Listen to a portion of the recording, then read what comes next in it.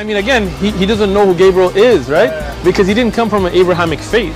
The people of Mecca were pagan. Quran is mentioned, if this book was from other than God, they would have found in it many contradictions. If a book is without contradictions, that has no bearing on whether it comes from God or not. I've had phone books that are inerrant, but I certainly don't think God gave them. That we believe without understanding. The brother asked a very important question, that most of the scholars say that listening to music, watching movies, and most of the television programs, they're haram. So how can we have fun? Let me tell you, brother, at the outset, that having fun is permitted in Islam as long as the fun is halal fun. That the standard narrative has holes in it. The Prophet tells us because Satan or the devil sleeps over our nostrils. Those who oversleep and not pray Fajr on time, Satan urinates in their ears. I really do think Jesus was crucified and that he really was dead and buried. He thought that he was a son of God in the sense that he was specially chosen by God. I think Jesus really did think he was going to be the Messiah, the future king of Israel. I mean, that is, after all, why they crucified him.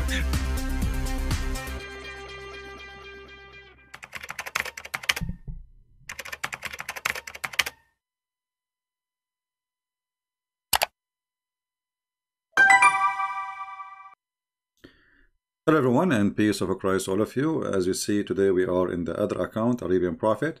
YouTube decided to give us a strike even before I go live. Amazing. But anyway, always remember that I will go in whatever channel. You know, I use two main channels, but there is many others just for in case. The important is we go live and we teach, and people share our videos everywhere, and people will follow. It doesn't really matter. If they think they can stop me, that is impossible. So today we have a gentleman. He is now here between you, and he called me actually. His daughter, she left Islam. I spoke to her, and his daughter, she said that her father, accusing me of lying to her, and he said he can prove it to her in a minute. So I spoke to them, and I spoke to him nicely. I understand he is a person. He is born into this religion, and he is trying to get his daughter back to the cult of Islam. So he said to me, you told my daughter that the word nikah or nukah mean the F word, not marriage. If you cannot prove it, you are a liar. And my daughter, she agreed with me that she will leave Islam. So sorry, she will leave Christianity, and she will come back to Islam because she left Islam based on a lie. Now the daughter, she is not really, she did not confirm what he said, that she will leave Christianity and become a Muslim again. But she wanted me, this is how I felt from her, to get her father busted. And I hope now he's listening. And his daughter is next to him, and maybe she is smiling. Now, he said, how you can prove it to us? It's impossible. There is no way the Prophet, he will say such a thing. So my friend, I want you to watch with me on the screen. The father of this lady. This is the word nikah in the Quran. As you see. It's all over in the Quran. The good thing is, this person, he speak, he don't know Arabic, but he can read. I think he's maybe originally from India or something like that. So this is the word nikah. And you can take it from any verse you want. I mean, chapter 2, verse 235, chapter 2, verse number 37, chapter 4, verse number 6, chapter, whatever you want, So let us copy the word nikah as it is from the screen. I'm taking a screenshot. So the one who do not speak Arabic, he just compare between the two words we will show in the screen. Look how fast I can prove to you that the word nikah mean intercourse, sex, does not mean marriage.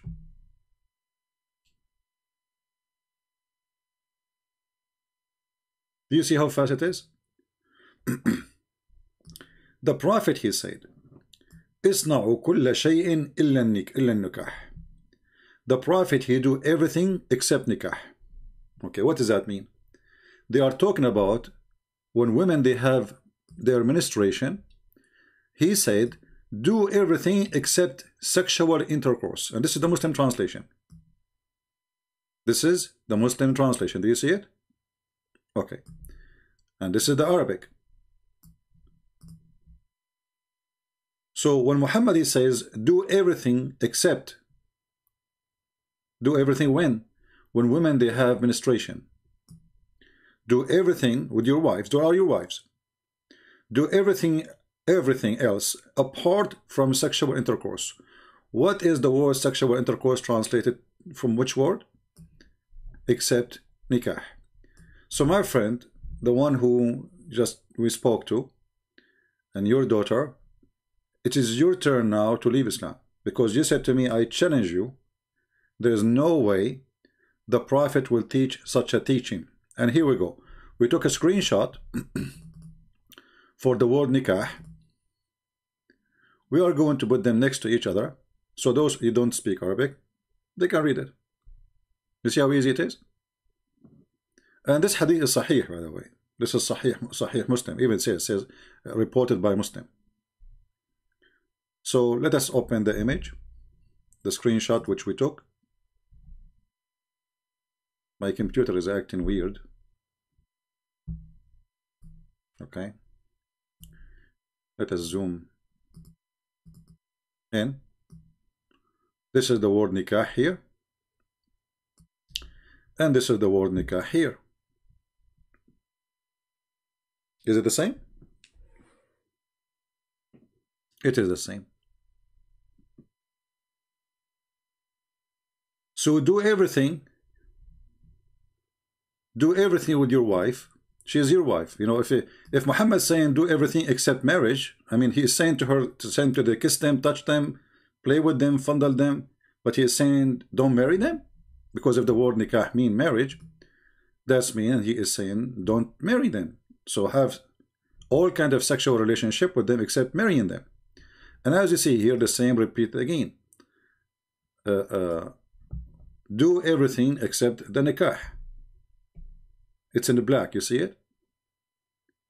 And the reason for this hadith was the word nikah has two senses. You see, my friend, how the people, they use it in two ways. If it's mean marriage, it's mean marriage. You don't say, if the word nikah mean to get married, you don't say do everything except marriage. To do what? To do with your wife.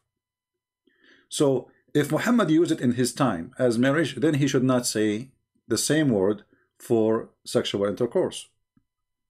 Do you understand? Because either it's mean marriage or it mean intercourse. As simple as that. It cannot be both. So when you say the word mean two things, I have to say that Muslims these days are using it as word mean marriage. But as you see, the word, you know, do everything except a nikah. What nikah is sexual intercourse.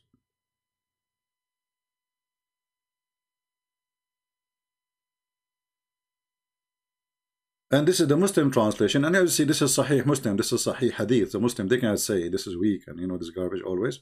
They come to us. This is in Abu Dawood. And as you see here, this is Sahih.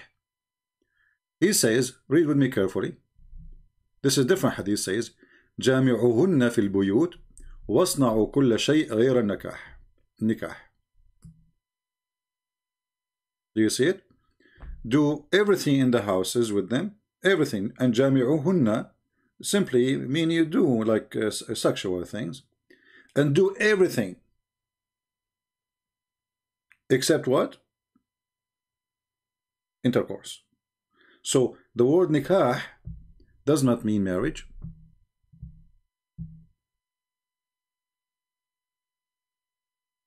We don't lie, my friend. And here you need to ask yourself, in Arabic we have the word zawaj. Everybody use it. If you remember, a Muslim, he said that there is a Bible translation using the word nikah. First of all, if this is true, This is a stupid translation, because he translated the Bible to the Muslims, so he put the word there, and the one who translated that copy is even from Germany, I think, or Austria. So he is obviously he's saying, or he's translating as he learned from the Muslims. But this is a very false learning. Our Bible is not a translation. Our Bible is the original, and we don't approve such a thing. So I will be waiting for him. Until now I did not receive anything. I will be waiting from him to confirm.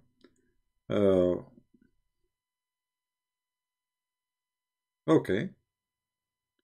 Well, his daughter, she is saying thank you very much. That was great. But I don't see anything from her father yet. He don't want to go live on air. You know, he is a very private person. He says he don't want to be recorded and be in public and etc. And I understand. But as you see, this cannot be from God. And in the same time, Islam does not, you know, Islam, if there is a marriage in Islam, then why divorce? I mean, why divorce does not even exist? Because when you say divorce in Islam, what is exactly the word divorce mean? Or when a Muslim he says taliq or talaq, what does it exactly mean? It's just a word you say to fire the person who's working for you. If she is really a wife, that will not be that easy.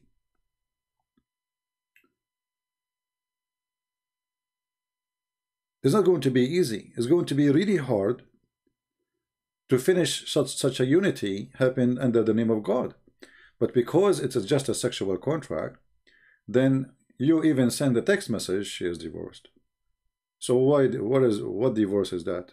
Is that really a divorce? No. They call it divorce because this is the system they used to.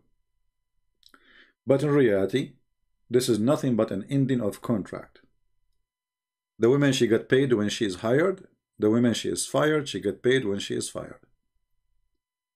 And when Muhammad, he says, do everything except nikah, you need to ask yourself, he could not find a better word to use if nikah mean marriage. Why he used the word marriage, word nikah for intercourse? And if the same word mean two things, that is awful. Because zawaj is way more noble than intercourse.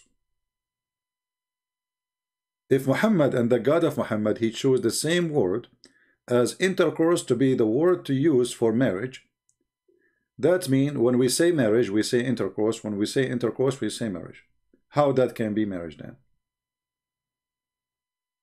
Until now, I see nothing from the father. I guess he retreat, you know, and his daughter, she will stay as a Christian, and yeah, she is happy with the answer, and she said that was fast. That was so fast. Yeah, that was so fast. So and by the way, I wanna add something. In the last video we made, we spoke about Muhammad giving the wrong name for the wife of the Pharaoh, proving to us that he is a false prophet. But when I was speaking by mistake, I keep saying Nefertiti. In fact, the wife of Ramses II, her name is Nefertari. Nefertari. So by mistake, you know, like sometimes, you know, your tongue say what word you don't want to say. They are very close, Nefertiti and Nefertari. So the wife of Ramses II, her name is Nefertari, and Muhammad, he claimed that the name of this woman is Asiya bint Hazm, and she have an Arabic name, and her father is an Arabic name, and her grandfather have an Arabic name. When this woman, as you see, she have nothing to do with the Arab. She never was an Arab. She's an African, and she is a queen of Egypt, and her father was a king too. So she is a daughter of a king. So this is not like the guy he married. Maybe he married a woman from the crowd, from somewhere. Maybe she was originally from the Jews or from the Arab. No, she is not a Jewish. She is an Egyptian. She is a daughter of a king, and her name is Nefertari. And Muhammad, he said that his God told him that he married him to four. Asiya bint Hazm, which is supposedly Nefertari, We don't know where he got this name from, but as long Muhammad he claimed that Allah told him that, Muslim they cannot fix that issue. So obviously Muhammad he think that the man, his name is Pharaoh, this is his name. His wife claimed that her name is Asiya bint Muhazim, and as we see, there's no such a thing. The woman, she's an Egyptian, and she is a queen. She is a daughter of a king, and her name is Nefertari, and her husband is King Ramses. He married her even before he became a king. So Muhammad, he lie everywhere. Muhammad have no value. Muhammad have no ethic. Muhammad hijack names. Mary, she is the daughter of Imran, and we know that Imran is the father of Moses. Abraham is a son of Azar, but Azar is a word mean foolish in the Aramaic language, in the ancient Aramaic language. Who is Azar? You go check, you find that this is very wrong. This is just stupid. Jesus, his name is Isa. Who is Isa? Muhammad, he learned from the tradition of the Jews that Maryam, the sister of Aaron, she have a son, his name is Isa. And this is, by the way, against the Bible, because in the Bible, Maryam, she never get children. She have no children. So Muhammad, as a copy-paste person, you know, today we play a video of a sheikh. He was saying the prophet, he repeat what he hear. The prophet, he repeat what he hear. So Muhammad, he repeat what he hear. And when you repeat what you hear, you can repeat a lot of lies. Additional thing, when Muslims, we show them something, like now in this hadith here, it says Sahih. But what if this hadith is Da'if?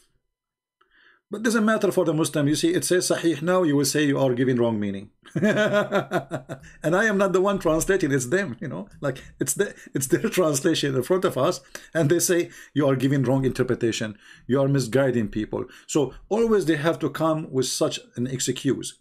Either it is weak, and here we ask ourselves, it's weak, what does that mean? If you are saying to me that the hadith which is weak is not accepted, so why is not accepted but it's in your book? Why you are putting it in your book to teach us what your prophet said when your prophet did not say that? So this is another deception they do in order to defend. And here again the same for the word nikah. The Muslim, they make videos to refute me, and this girl, she saw those videos and she thought her father, actually, not the girl, the father, you know, he have a conversation with her. She said, what kind of God? You know, he don't say I'm going to get married, I'm going to be effed. I'm not going to accept that. You know, this is very filthy. This is very, you know, marriage is something noble. Marriage is something way more than just two people having intercourse. So when Muhammad, he says, when you do things with those women who they are your wives, supposedly, right? They are your wives. Why you are doing the nikah with them?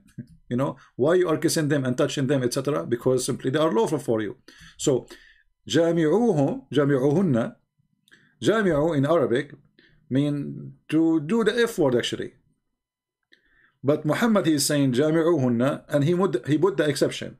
So like saying do it, but don't put it in. Let us make it simple. So جامعوهن في البيوت واصنعوا كل شيء غير النكاح. And here the story is about that when the Jews, and here we send our message to this lady. Look what the Muslims, they say about the Jews and the Christians. That when the Jews, among the Jews, when a woman menstruated, they ejected her from the house, and they do not eat with her, nor they do drink with her, nor they associate with her. This is absolutely false, because if you who is going to throw his wife in the street because she has menstruation? Here you see how the fiction and the lies about Christianity, about Judaism. When a woman, she have menstruation, we throw her in the street. So where she goes, she sleep under the stairs. But here you notice that the Jews, even according to the Muslim and Muhammadan stories, they refuse. Did I lose connection? I don't know. They refuse to have any relationship, sexual relationship, with their wives, you know, when she have menstruation. Muhammad, he do the opposite. Muhammad, he told his people to do the opposite. In the same time, Muhammad, he tried to fix it when he heard the Jews, they do that. But he fixed it in a very wrong way. So in the Quran here it says,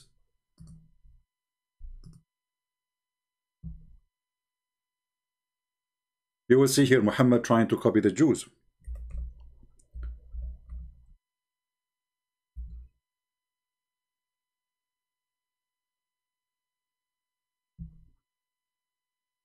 Here, Muhammad is trying to copy the Jews. They ask you concerning the women courses, say they are a hurt and pollution. So keep away from the women in their courses. This is what the Jews do. Do not approach them until they are clean. This is what the Jews do. But look what Muhammad did.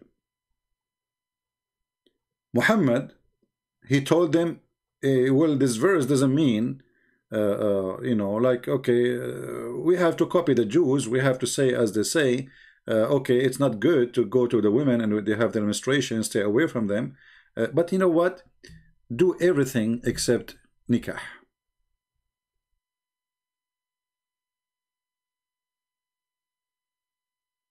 But the verse says stay away from them. The verse says it's a hurt. The verse says clearly, don't have any relationship with them during that time until they are clean. Look, the verse is so clear. It says until they are clean.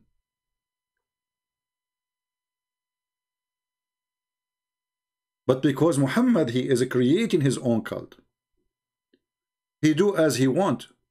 And then right away, look what he said. Nisa'akum harthun lakum. Your wives as a turf into you. So approach your turf as you or how you will. Muhammad, he considered women as the same as a ground, and you dig in the ground as you wish. How filthy is that is. And by the way, the word nisa'akum doesn't mean wives. That's a lie. Nisa'akum mean your women. The word nisa, this is the chapter, this is why the Quran have a chapter called nisa, which mean women. So translation is false. Nisa'akum harthun lakum. Your wife is a turf for you. So dig in your turf as you wish. And this was about what? This is all dirty. The Jews, they refuse to have sex with women from the wrong location. You know what I'm saying. Muhammad, he refuted them saying, do as you wish. They are a tilth for you, so do it as you wish. Then Muhammad, after that, he started copying the Jews, saying, oh, look, okay, don't do it there. Don't do it there. But if you read this one, you will see it says, they are as you, they are those women, they are your tilth. So approach them however you will or when you will. However, how you will and however. When you want and how you want.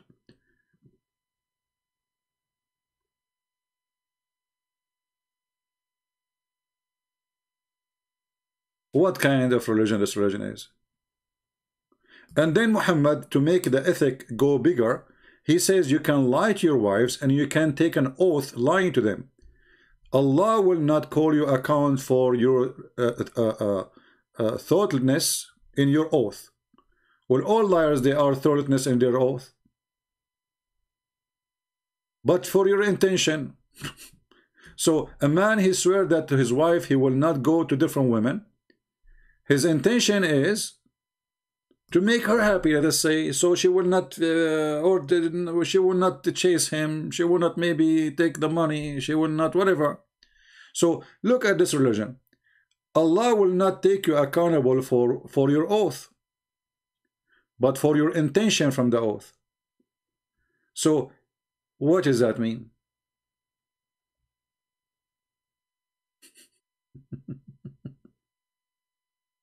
You see how stupid it is? Allah will take you accountable not for your oath, but for the intention of your oath in your heart. So in my heart, I say Muhammad himself, he took an oath to his wife he will not sleep again with the slave, and then Muhammad later, you know, he decided to break his oath. So Allah, he make a verse for him. He says, "Why you forbid what Allah made lawful for you, and Allah will not take you accountable for your oath." So another proof that Muhammad is a fraud, have no ethic. He is teaching Muslims to lie to each other. A man lying to his husband, the man lying to his wife, the wife lying to her husband. Actually, Muhammad, he says a Muslim can lie in 3 cases. to his wife, which means his family, and to his friends, and to his enemies. So he's left. And the excuse is good intention. Always the excuse is good intention. Well, always the liars, they have good intention. If somebody he rob a bank, he will say, I have good intention, you know, I am poor. I'm going to give some money for a mosque. Good intention. Okay, somebody attack a woman, he rape her because he want to have more baby to spread Islam. This is good intention. I take an oath. I take an oath that the Quran is telling the truth, and the Christian prince is lying. Even the Christian prince is saying the truth, but my intention is good to defend Islam. So I can take an oath, false oath, because my intention is good. So this is a very satanic cult, and there is no way that this can be from God, right? And then you will see here,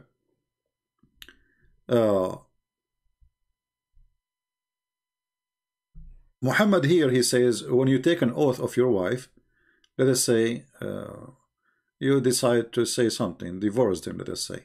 Stay away from them 4 months. Muhammad later, he changed it. It became a 3 month. I mean, what kind of God this God is? It's 3 months, it's 4 months.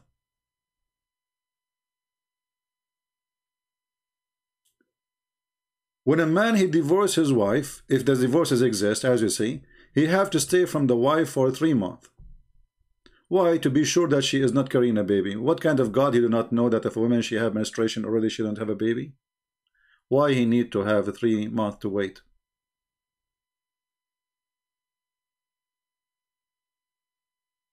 And then Muhammad, he make it more filthy. He says the divorce is twice. Okay, what does that mean? After that, if the divorce happened, the woman, she cannot go back to her husband unless she do nikah. And here again, we can prove that the word nikah means the intercourse. Read carefully. So if he divorced her, she is not lawful for him until she do nikah to a new husband. She do what? She do nikah to a new husband. حتى تنكح زوجا غيره.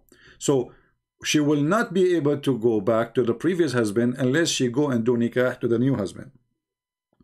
And this is in total agreement with the word nikah we showed you in the hadith.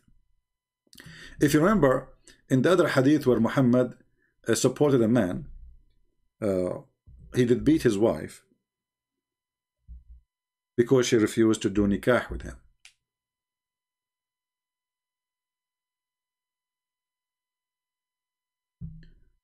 The man, he did beat his wife because simply she didn't want to sleep with him. And then Muhammad, he said to the women, well, if your intention to go back to your previous husband, you should know that you cannot go back to your husband until you do nikah to this new husband. This is the word nikah. So if the word nikah means marriage, she is already married to this guy, but she is not doing nikah to him.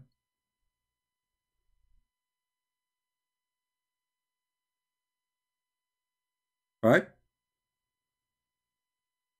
She is already married. She is already wife of this guy, you know, Abdul Rahman. But Muhammad saying to her, well, you cannot go back to Rif'a unless you do nikah to the new husband Rif'a. Sorry, new husband Abdul Rahman. So what the condition is to go back is to do nikah. And Muhammad actually make it more ugly. You see here they are translating saying the word sexual intercourse, but in fact Muhammad, he did not use really the word sexual intercourse. He used the word you taste his orgasm and she tastes your orgasm. Here it says حتى يذوق من عسيلتك, until he tastes from your orgasm. You go to the dictionary and you will see that the word عسيلة mean orgasm. And here the Muslim, they translated until your husband consummate your marriage. What does that mean? So you see, so the word nikah does not mean marriage. The word nikah mean the F word. And here again Muhammad, he keeps saying you are not lawful for the previous husband unless he tastes the new husband. he do nikah to you, and he tastes your orgasm, and you taste his orgasm. And as you see, all of this is a very authentic hadith. So I hope I don't hear anything from this gentleman, you know, like he don't have any argument no more. He was really upset, and he screamed. He says, "You did lie to my daughter." And his daughter, she said to him, "No, he did not," in front of his face. And he said, "Well, let us see if he can prove it. Let us, you know, he was taking advantage of you because you do not know, you are not knowledgeable, and you don't, you know, you don't know much about Islam, and etc." So the challenge is accepted, and the answer is given, and the father obviously retreated, and he discovered that his prophet is obviously a perverted man.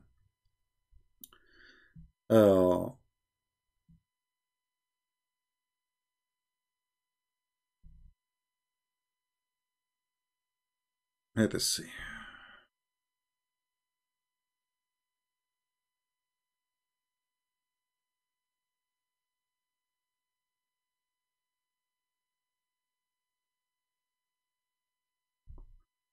Anyway, there's many, we can go to many places, but I think this is enough. Again, guys, just take a note, please. We are going to go live here for now because we have a strike in other account. So tell your friends, please share. And even if we have a strike here, who care? We open a new channel and people will come. You see, my message even to you too, doesn't matter. You can't stop me because open an account to take 2 seconds. And I have already many account open for for a flat tire, you know, occasion. So nobody can stop us. Always we will go live. Always we will make videos. Always we will share education, and always we will get Muhammad busted. So today we learn 2 things.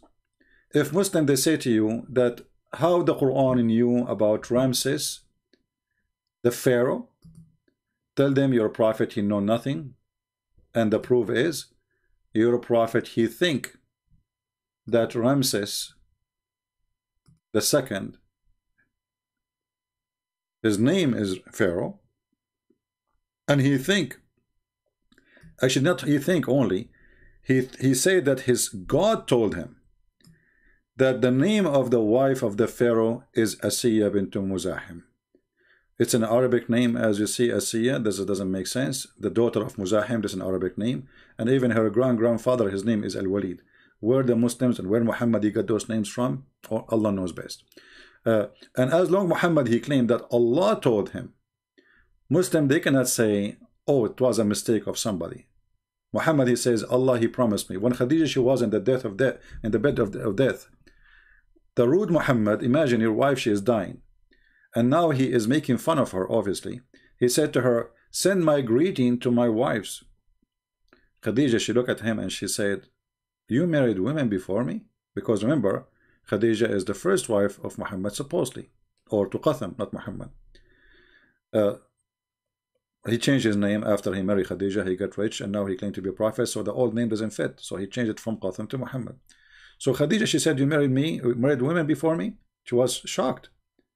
Muhammad he said, no, but Allah he promised me Asiya, the wife of the Pharaoh, Mary, the mother of Jesus, and the sister of Noah. I mean, the guy, he did not leave anybody. Anyone is famous. I mean, even the sister of Noah, all the way to the sister of Noah and the mother of Jesus. Obviously, this person is mentally ill. Why does God want to give Muhammad Nefertari? Hey Muslims, this is the picture of your coming the prophet wife. You see her? She's naked, brother. What you will do about it? Do you accept that your prophet wife, she have a statues between 2 guys? Really, you accept that? So Muhammad obviously is a fraud, for the wife name is Nefertari, is not Asiya, and Muhammad, as usual, he is a fabricator, and what we do here, we get him busted. All right. So a correction about the previous video, it is not Nefertiti. By mistake I was saying Nefertiti because it's the same, like Nefertari, Nefertiti. So it was Nefertari, not Nefertiti. And if you download the video, just make a correction in your video so people will not be actually in the screen it shows Nefertari because I show in the same article, but I was reading fast, so I the famous name is Nefertiti, so I was saying Nefertiti, so it says Nefertari. And you notice here that even those names, they are pure Egyptian names, have nothing to do with the Arab, and the Egyptian are Egyptian. They are not an Arab. They are African. How the wife of the Pharaoh suddenly her name became an Arabic, and how her father became an Arabic when this guy, you go right now and search who is Nefertiti, and actually you will see that in the same article, which is this is Egypt Today. This is a website owned by Egypt. Let us show you the it's called Egypt Today, and the one who wrote the article, suppose she is expert in history of Egypt, obviously she is Egyptian, her name is Rana Atif, obviously Muslim. Egypt Today, and you can find this is same, you can just search the name Nefertari, who is she, and you will find her father name, what she, those people believe they are goddess, I mean, the Muslim, the Muhammad, they made her believer in Musas, the Muslim Musas. And even the Muslim, they claim she was a Jew. I mean, their fictions and this religion is just a collection of fictions and hippie stories. They got stories from everywhere. Christian author, he wrote a book, it's called, or a story, it's called The Seven Sleepers. Muhammad, he heard the story, he claimed that Allah told him the story, and this is a true story. When this has nothing to do really with any true seven sleepers. And Muhammad, because he do not know really the language, this is written in Aramaic.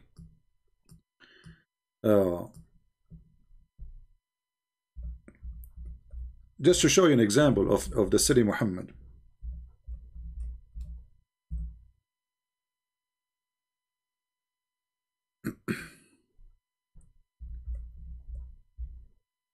They asked Muhammad, the Jews always, they make fun of Muhammad. I mean, this is what the Jews did. This is why he hated them very much. They got him in trouble, and they asked him questions to examine how stupid he is, and always he never failed them. Always he give a stupid answer. So the Jews, they told him, do you know the story of the sleepers? He said, sure, Allah will tell me about it. Allah told him. So he said to them, I will tell you, Allah told me, I will tell you about the seven sleepers. Some they say they were 3 and their dog is being 4th. Some they say they were 5 and their dog is being 6. Doubtfully guessing at the unknown. Yet other they say they were 7 and their dog is being number 8. And now Muhammad will give the answer. Say, Allah knows best. Allah knows their number and only few people. So what is the answer? So Muhammad here is trying to be smart. He do not know really what their number. I mean, he just told you they are 7. The story name is the 7 sleepers. How come you do not know the name, the number? So some they say 3 and their dog is number 4. First of all, here, in the real story, there's no dog. But because Muhammad is an idiot, the word there is kali'ahum. Kali'ahum. Kali'ahum mean their protector. So this story here is about 7 sleepers, and they have an angel who stood in front of their cave, and he opened his arms to stop the army of the king. Have you ever heard of a dog will protect them from a king and his army? It's a dog. So some they say 3 and their dog is number 4. Some in Arabic, in English, in any language, you don't say and the 4th is a dog, because the 4th is not a human. You can say there's a 3 girls and the 4th was a guy. You can say there's 3 unknown men and the 4th was Ahmed, the dead terrorist. But you cannot say there was a 3 and their dog and the 4th is a dog. That is against any language. For the fourth have to be from the same kind. You can say 3 apples and the fourth is an orange. That is not the fourth. That is 1 orange and 3 apples. We cannot make it number 4. So Muhammad, you do not know the answer. And the answer is very simple. Allah knows best.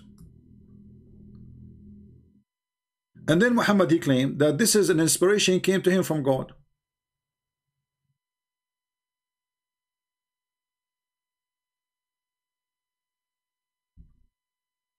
Here we go. Muhammad got them busted. Allah, he knows everything.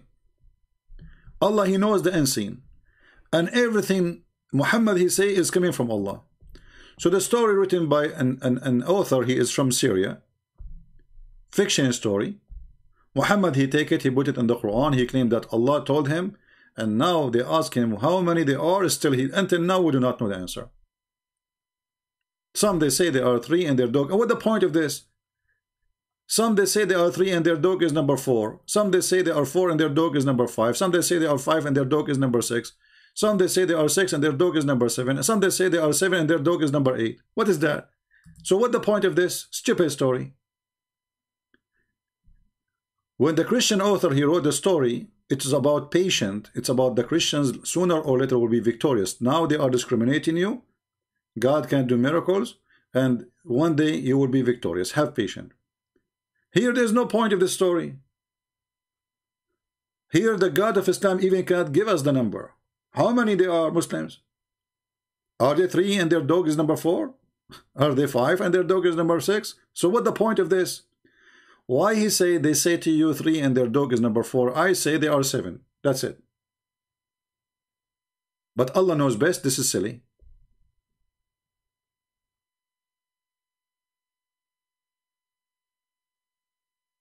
And then the Muslims, the second you ask them questions about this story, just to prove that this is a fiction story made by Christians, you will see that those people, they according to the Quran here, they stayed in the cave for 300 years and 9 years. 309 years. The multiply of number 3. 3 again.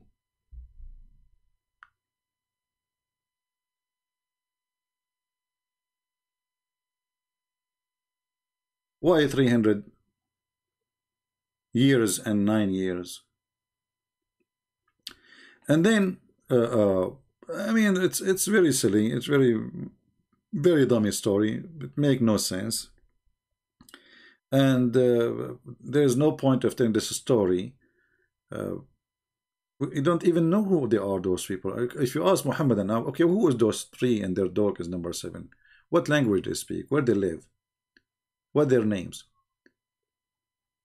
What is that?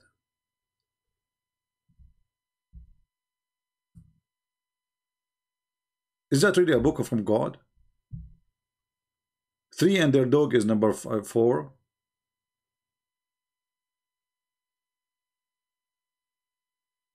And since when the dog he have 2 arms? Does he?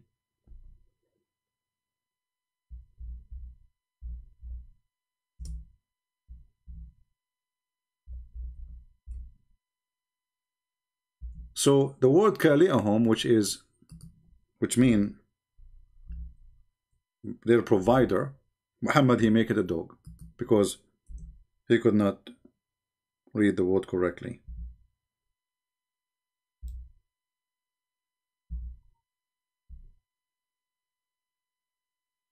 Let us see.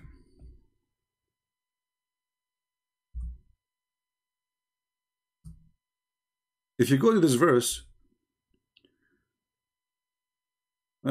I just received a message from the father saying, thank you very much, you are right.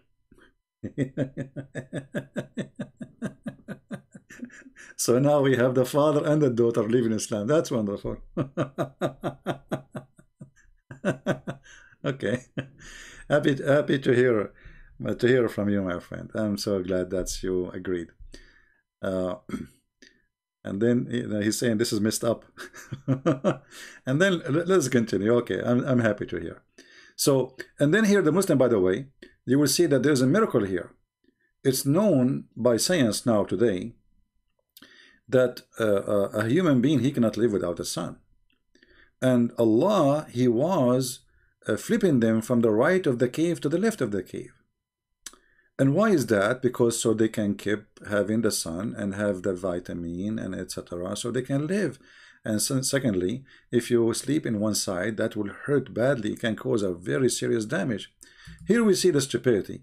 I mean, those are supposedly, they are experiencing a miracle, and we are worried about flipping their back.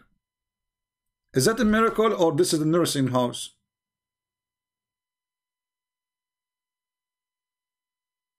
Do you see how I refute the stupidity here? This is the problem, you know, when a Muslim they debate Christians don't read carefully. Is this a miracle, or this is a nursing home? A nursing home, I will say, I will go with you, okay? So we were flipping them sides because they are asleep and they will sleep for long. But this is a miracle. I mean, okay. So now we flip them from right to side to left to make them stay alive. What about food? 300 years without food. 300 years without water. So the flipping now will help? What is that? So either it's a miracle, or it's a nursing home. So, you know, the silly argument, it's go beyond imagination sometime. And okay, you would deem that they are weak, but they were asleep, and we turn them to their right and their left aside. Their dog is stretching forth his 2 forelegs. Have you ever heard of such a thing like this? So the dog, isn't the dog is haram in Islam? Isn't the dog is najis? Isn't the dog will bring filth? Why the dog is there? Suddenly the dog is a miracle too. and what happened, that's in the Aramaic language, it says that their provider, he opened his arms, which is his wings as an angel. باسطا ذراعيه بالوسيط. So he opened his arms as a protection in the cave door, so nobody can see even the door. So it's like a magical thing. As again, this is a fiction story, but let us say it's a miracle, because God can do miracle, right? We believe in miracles anyway. But here, when the Muslims, they speak about amazing scientific discovery, that the Quran speak about Allah flipping them aside from side to side, this is the most stupid thing ever you can say to me about God. Because if God want to say something, he say be, right? And it's going to be. So do God need to flip them right and left to keep them alive? This is an insult to your God.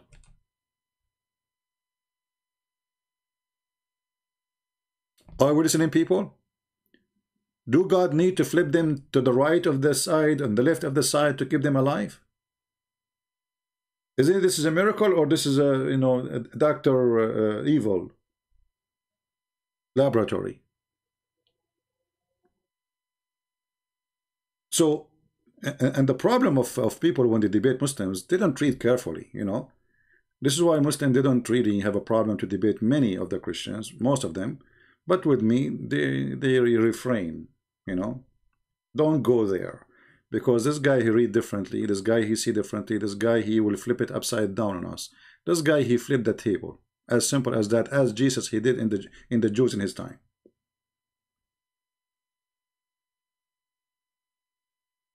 And when the Quran says, some they say 3 and they are number 4, that is making it even more funny and more stupid.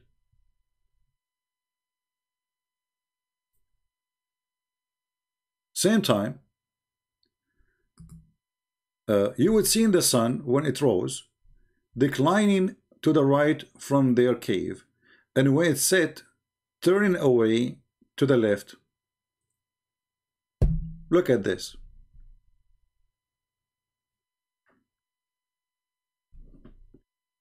Is that a cave? Are you sure this is a cave?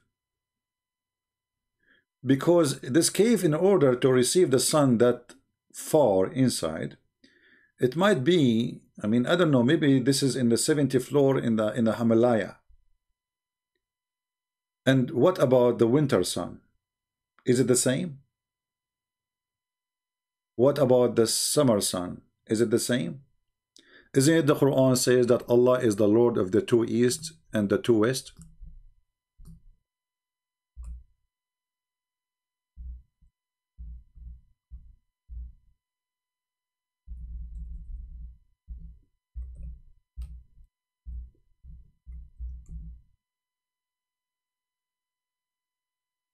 Allah is the Lord of the two east and two west. That because Allah, He have extreme knowledge about astronomy and how the sun move. So Allah could not explain why the sun in the summer is different from the sun in the winter as location. So He claimed that He is the Lord of the two east and the Lord of the two west. But who in the world can believe in such a thing? Do we have really two east and two west? Imagine if science discover that there is two east and two west. The Muslim will go crazy. Right?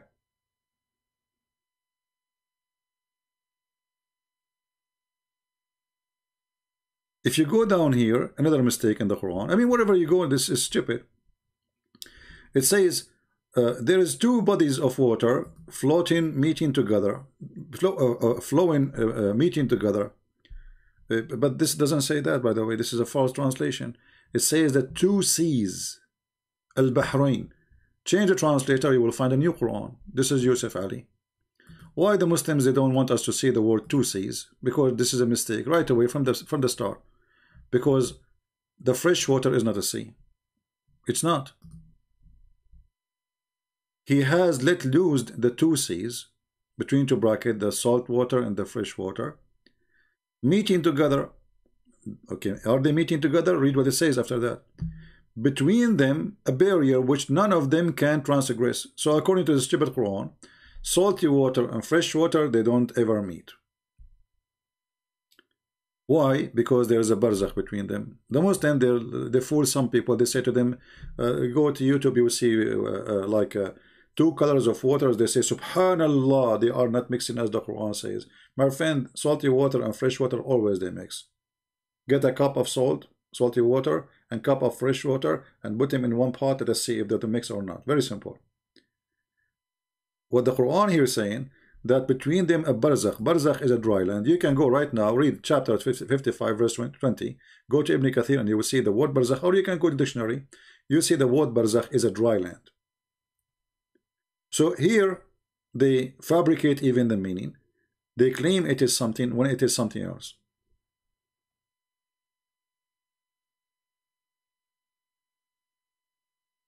Out of them both come out pearl and coral. I don't know how much this accurate is, but it's very silly.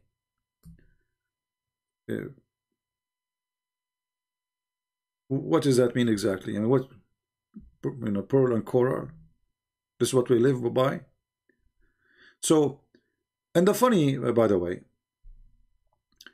the Quran says, repeat this sentence, by which of the blessing of your Lord you deny. Okay, but the Quran keep repeating the same verse. This is a statement of a person have nothing to say. I mean, that's it. You said that already. Then Allah, He make a challenge to the genies and the human to leave the zone of the earth. And then you go and read the interpretation. They will say to you, the Prophet told us that no one can leave the zone of the earth except the angels and Prophet of Allah only, like Muhammad or Isa, as an example. Anyone else will try to leave the zone of the earth, Allah will shoot him in his ass by a fire. How scientific is this? How fiction it is? You know the answer. Already we have a spaceship, and it is actually, there's people who live in it the whole year. The whole year is not like they go in 2 days and come back. No, they are living there full time. And this is supposed, they will prove that Allah is God. So the God of Islam, He forbid anyone from leaving the earth. And if you try to leave the earth, Allah will shoot you. And He challenged the genie and the human. Not only the human, I mean the genie too. And the Muslim, they will say to you, except by the authority of Allah. Doesn't say authority of Allah. Will look like the authority of Allah extended to the Soviet Union and the American and the Kuffar. But all of us, we knew that the authority, the Muslim they speak about, in reality, this is only angels and Prophet of God. They can go until the judgment day. And then judgment day, God, we will send supposedly those who they are bad to hell, and those who they are good to heaven. And as you know, the heaven of Islam is hell, especially with the promises Muhammad he gave. So it doesn't matter really where you go. You will find a stupid story all over. Look, from every kind of fruit there is 2 pairs. Have you ever heard of a God he promised us such a thing? There's 2 kinds of banana. There's 2 kinds of coconut.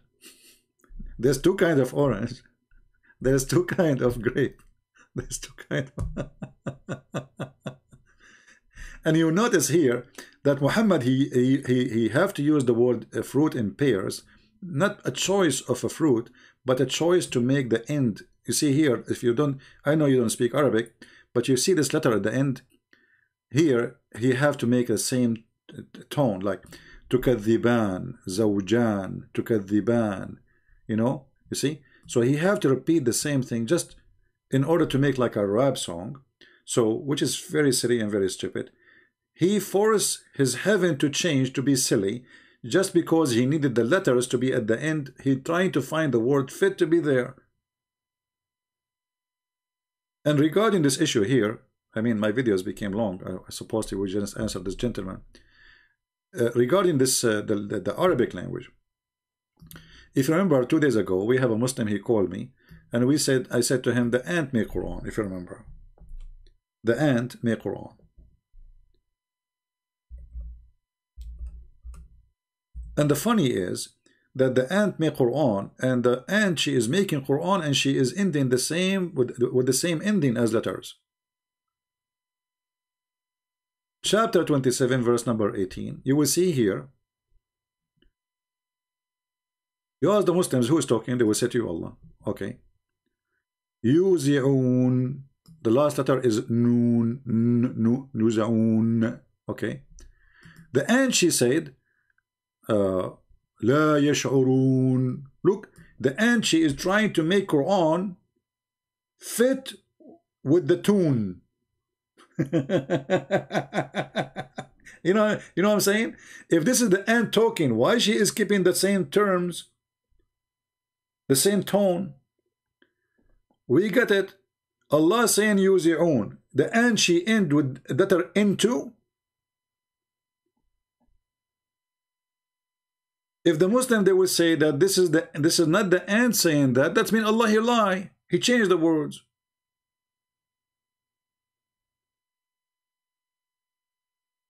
To make it simple, like you say, I saw someone, he is fat, and now you say to me, well, I don't like that. So we are exchanging conversation, and you try to keep the same letter at the end. How the ant she is doing that? And did the ant speak in Arabic? The Muslim, they will say no. The ant and the guy agree, actually. The ant, they do vibrate or chemical. So how the chemical of vibration became Arabic? With tone at the end.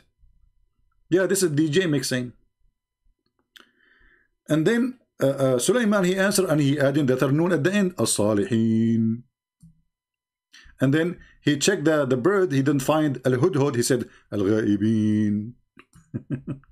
And then he was going to punish the hudhud, the bird, for not being there. He says bisultanin mabin. Okay. What the heck is that?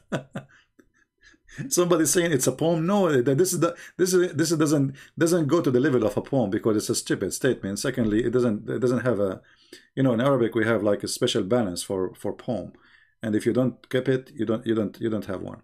This is in Arabic supposedly called sajja, but this is a stupid sajja. This is why Muhammad he forbid people from doing that. If you go in the hadith, you will see Muhammad he forbid anyone trying to speak in a way which is way better than the Quran. It's called sajja. Sajja. Read here really carefully. Messenger of Allah, he heard a person, his name Nabigha al-Hudali, and he was speaking so good.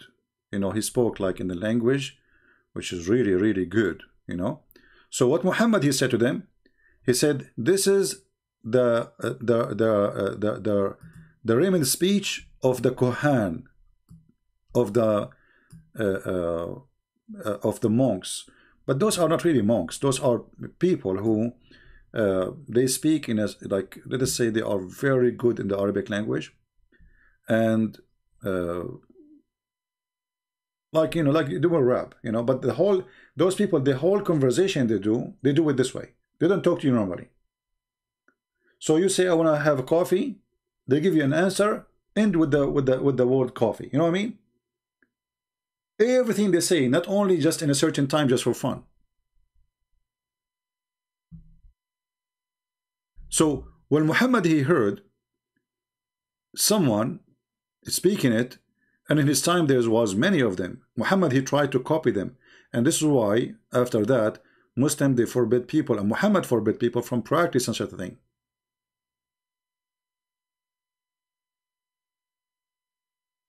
He said about this person, oh, he is one of the brothers of soothsayers. I don't know what the word mean in English, but I think you know better than me. For me, I read in Arabic. So they speak in a certain way, and Muhammad he was trying to copy them to make Quran like them.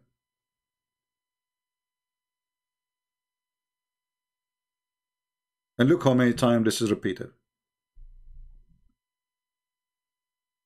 All right. So do we have any question? We have Shafiq from he texted me in Patreon, the ex-Muslim. If you are here, my friend, just ask me the question now before we go for today.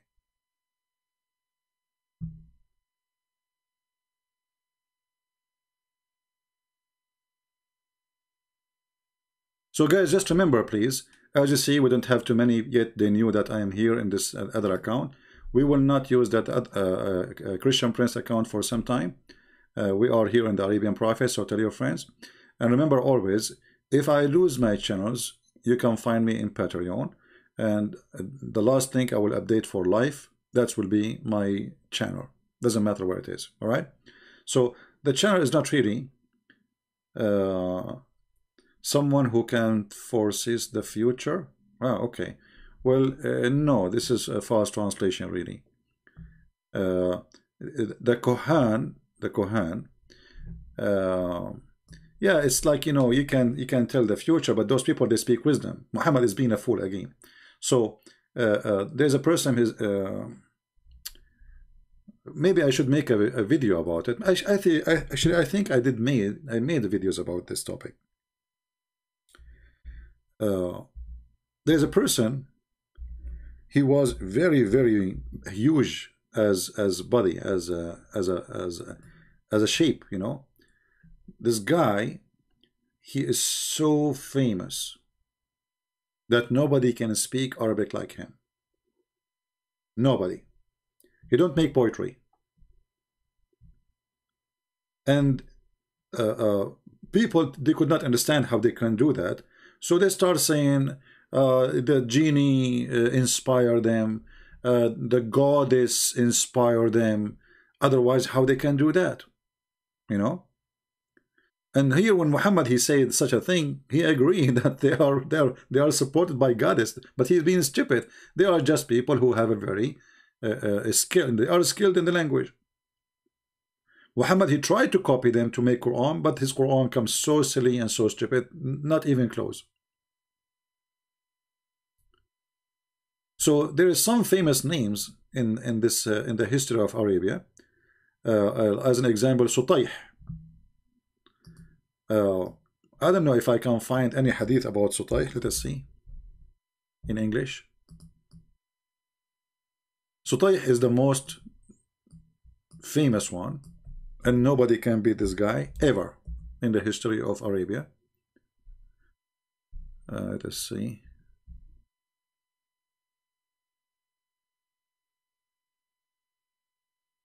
Yeah, I don't think in English we will find anything about him. Yeah. Anyway, the Arab, they used to accept those people as if they are monks. You know, this is why they called Kohan. So why they consider them people of value? Because simply when they speak, they don't just make an Arabic words. They speak wisdom. They speak ethic. They speak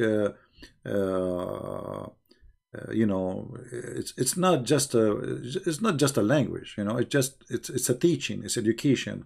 It is a school of wisdom, let us say. Muhammad, he tried to copy them, and one of the most famous one was Sutayh, and Muhammad, he tried to copy, but his Quran comes so silly and so stupid. Those topics, you know, I can make videos about them again, but the problem is you guys don't speak Arabic.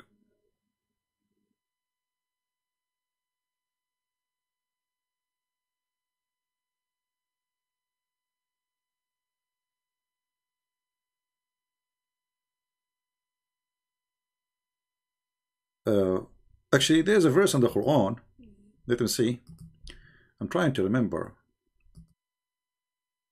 It's, you know, sometimes like when you want something, it's not really in your head right away. But it is in the chapter of Al-Haqqa, I think verse number 43. But I want to be sure first before I go there. Let us see.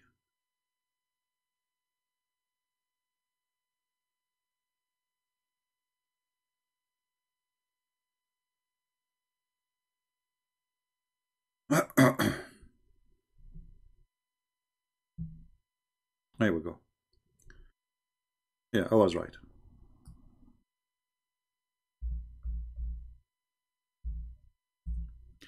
People, they told Muhammad, are you trying to be one of those Kohan? This is in chapter 52 and chapter 69. They told him, are you trying?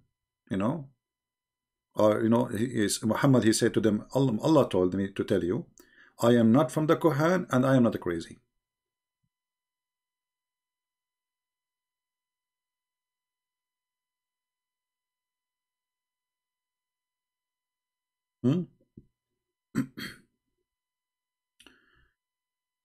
See it? So Muhammad, he denied that he is trying to be one of them with his Quran. Why? Because people didn't notice he is trying to make it the same as they do, but he is far beyond to be able in that stage, because the Quran is very silly and very stupid. And the same can be found in chapter 69 verse number 42. Again, Muhammad again denying that he is one of them or trying to be one of them. All right. Yeah, I have my book in Swedish and German and Dutch. Yes, we do. So as you see here, even the Arab at that time, they noticed that Muhammad trying to copy those Kohan, trying to speak like them, but obviously it's a failure, and you know, the Arab, they were laughing at him, right? This is why you see all the letters here in Arabic, they're trying to end with letters matched together, but he is in this ability, because look, tu'minun, tadhkurun, then alamin, this doesn't fit with tu'minun. You can tell even from by your hearing, right? He used the same letter N at the end, but tadhkurun, but it's not the same as alamin. It's not the same. He could not make it. He's very short of words. Al-aqawil, here he broke it, and then he go back to yamin, but he was in tu'minun, and then he jumped to hajizin, muttaqin. So Muhammad is a thief for everything. Everything around him, he observed, he take it, and you see, and the Arab, they were laughing at him, and he says, he is not, this is not a word of poet. It is not a word of poet. Why Muhammad he said that? Because they laugh at him and say, what kind of poet is this horrible poet is? So he said to them, who said it's poet? So he denied that he is one of those Kohan, and he denied that he is trying to make poet because he is not fit in both. Because as a poet he could not make it, as a Sajja he could not make it. So what it is?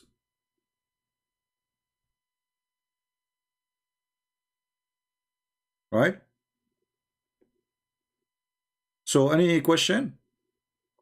Again, reminder people, we are going to be here in Arabian Prophet for some time, and we might go back to the Christian Prince account later, we don't know, but it doesn't matter really which account.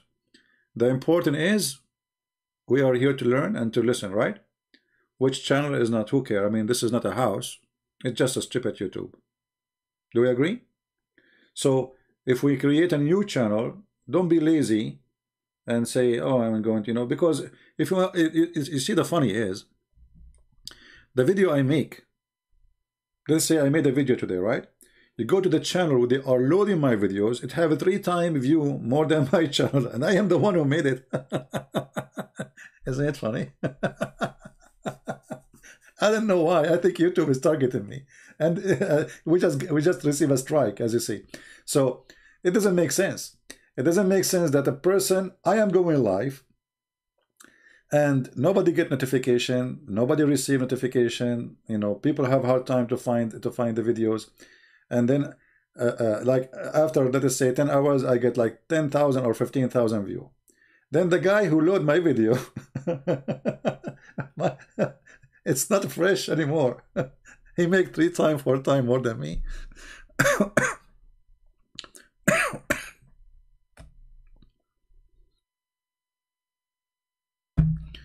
So obviously YouTube is playing games with us, but it's okay, you know. The important is, I'm so glad really I made a revolution.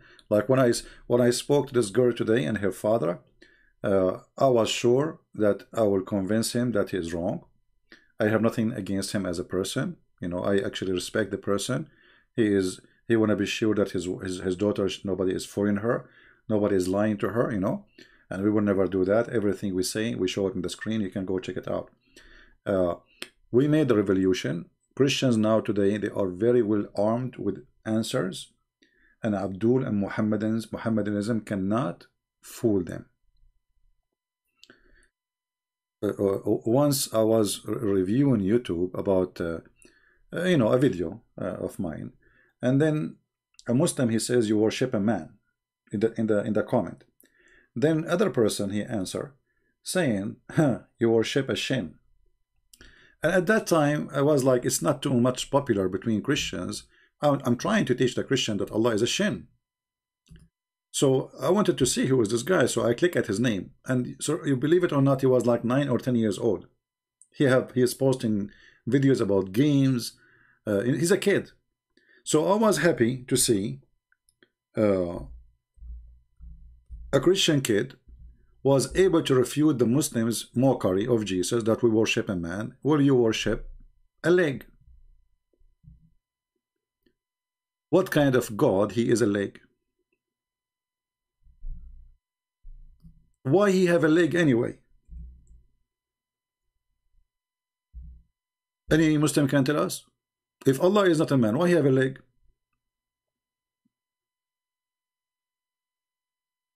So, you know, we came in a time where Christians, they are not, you know, they are not ready for debating this garbage religion.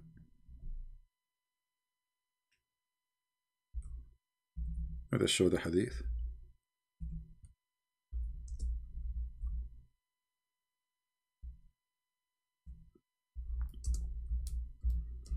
And now we have thousands and thousands of videos made by me to teach you for hours and hours. And actually I advise people who they download my videos to, let us say, to cut the videos, make them shorter. Let us see, I'm trying to find the hadith about, let us see.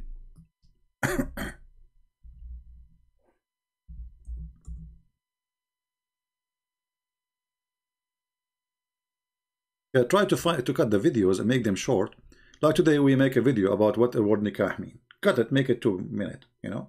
You don't need to have all this video. This video can be cut into many parts, many videos. Show the tafsir about Shin. Okay, I will share the tafsir about Shin, no problem. Here we go. We have our friend Harun. He is challenging me. I like that. Harun, do you like to call me and challenge me? And so you can read with me? Harun? I bet you Harun, he do not know his name, what his mean. He's a male cat. The horny one. Anyway, so Harun, he said, I dare you to show us the interpretation for this. If we ask Harun, who can give interpretation for the Quran better than Muhammad? Harun, do you have anyone better than Muhammad to give interpretation? Let us read together so people will laugh.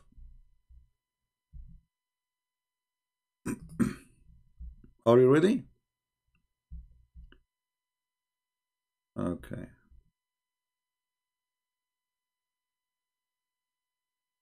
Let us see which hadith it is.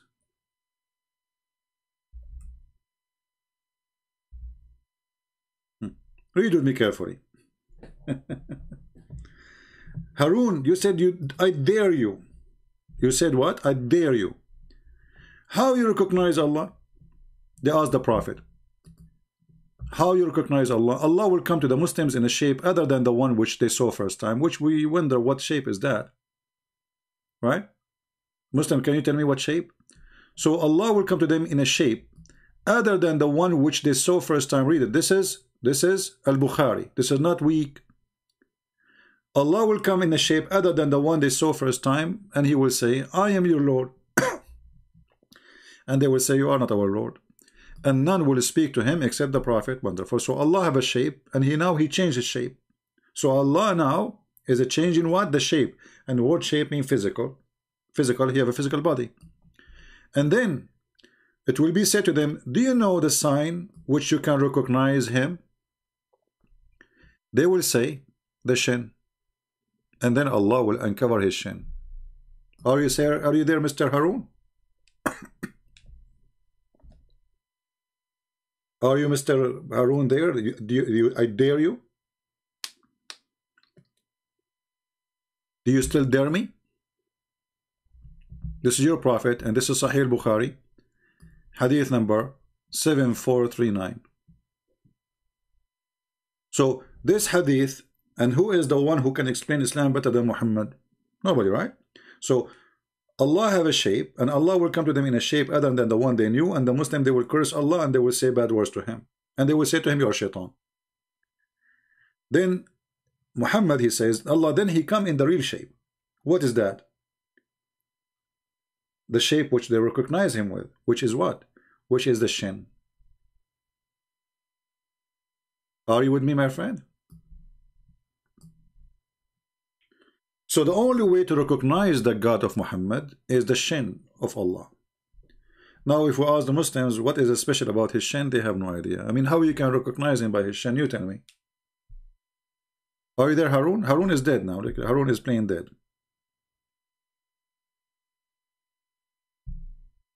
Any Muslim can tell us how we recognize Allah. And if the Muslim, by the way, they will give you that the word shin can mean war in Arabic, etc. That's all fictions.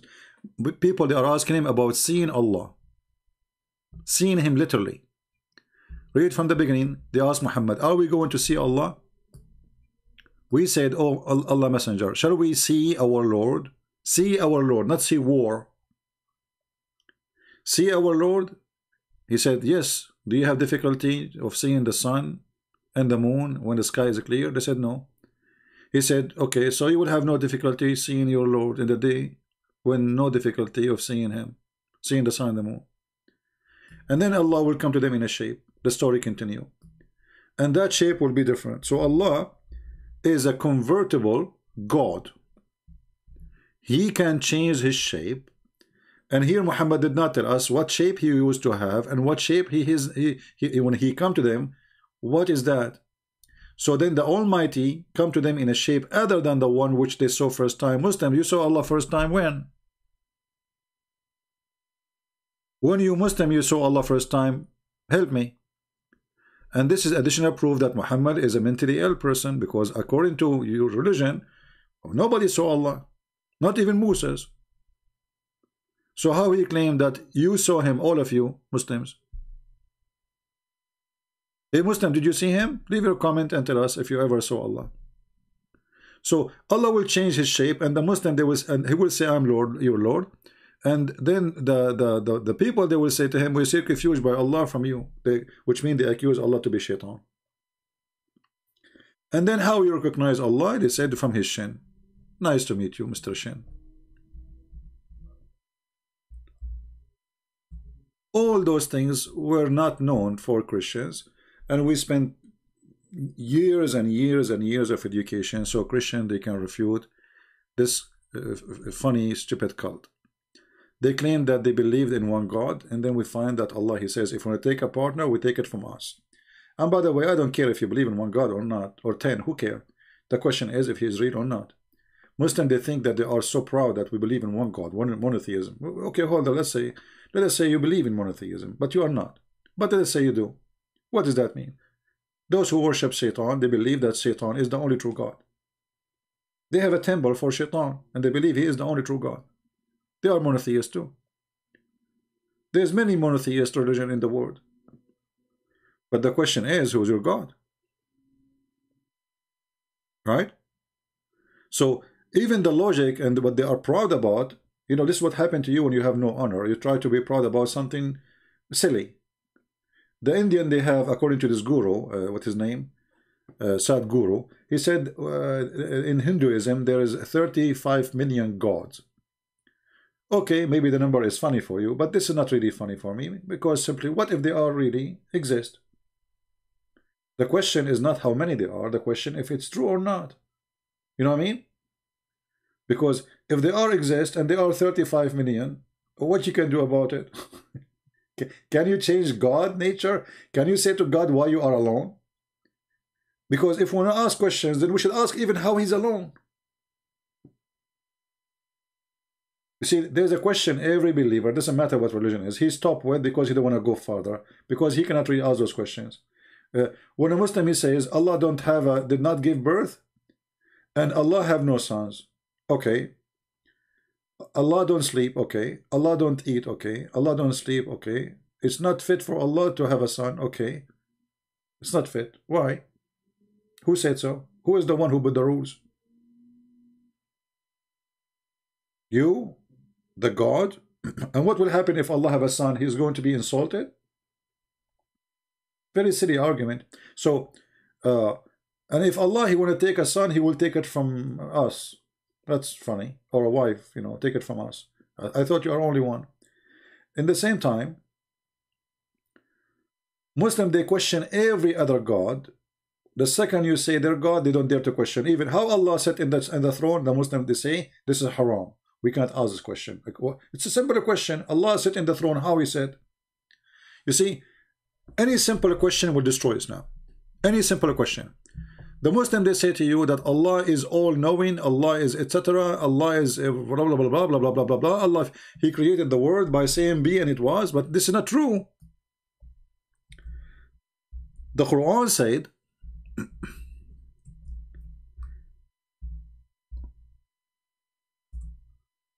when Allah, he created the earth and everything in the earth, then he went up to the sky.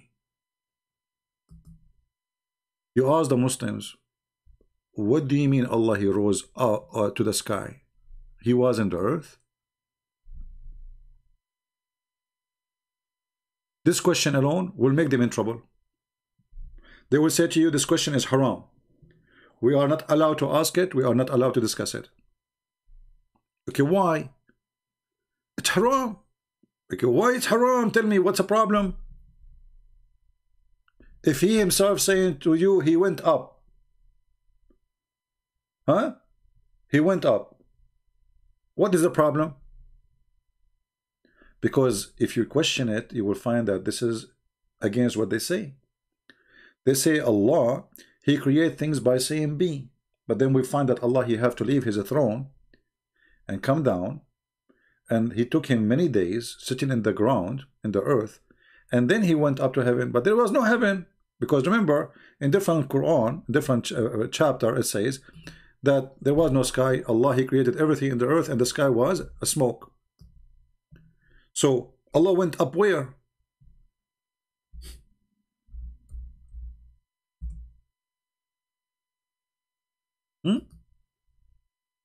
This is a chapter 41. It says, and here you see a translation says moreover. This is a lie. It says then, thumma, then, and there's a period of time with thumma, which means long period of time. You change the translator, you will find different translation right away. So here, let us see, Hilali and Khan. See, the word moreover changed, became then. So then he, istawa, the Muslim, they are even refusing to translate. They put between two bracket rows because they don't dare. This word is scaring the hell of them. This word is istawa, scaring the hell of them. There's tons of videos on YouTube saying to you, you cannot ask this question about how he did that. Then he rose over toward the heaven, but there was no heaven. It says, even here it says it was a smoke. So where Allah was, Allah went where? So Islam is a religion as long as you don't ask questions. The second you start asking questions, Islam is shaking. Very simple question. Was the heavens exist? If the heaven wasn't exist before this point, Allah live where? Hey Muslims, where Allah he live? As you see, in this point there was no heaven. And then he made them 7 heaven. So the earth is finished first, and then he made the heaven. So before that point, Allah used to live where?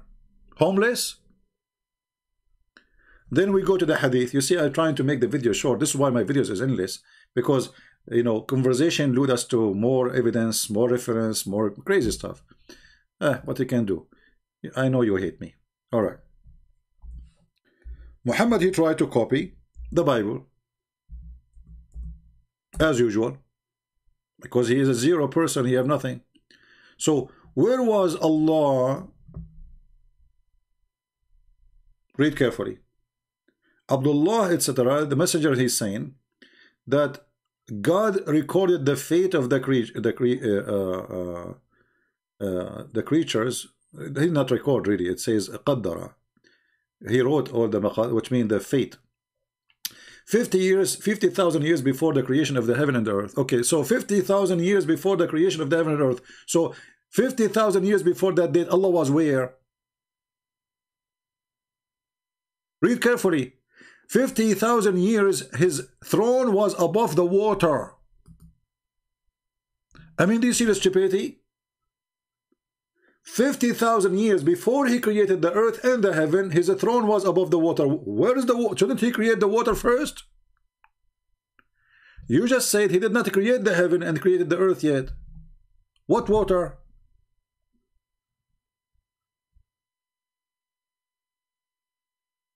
Are we following, people? What water we are talking about? There's no earth and there's no heaven. And this is 50,000 years before the earth and the heavens exist. His throne was above the water. Where is what water?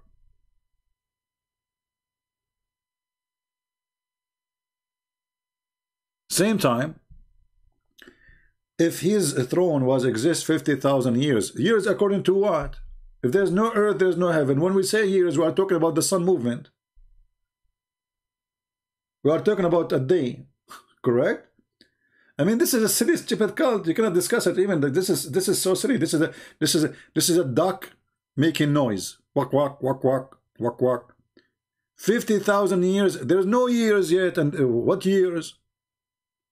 There's no earth. There's no sky. There's no heaven. There's no sun. There's no moon. So 50,000 years. And why Allah was his throne above the water? In the Bible it says that when God he created the earth and the heaven, and the Spirit of God was above the void, above the water. Muhammad, you want to copy that? But this is about creating the earth. So the earth was covered by water, and the Spirit of God over it. Okay, here we have earth, we have water, got it. But here we have what? We go to different hadith, we see the madness go even farther.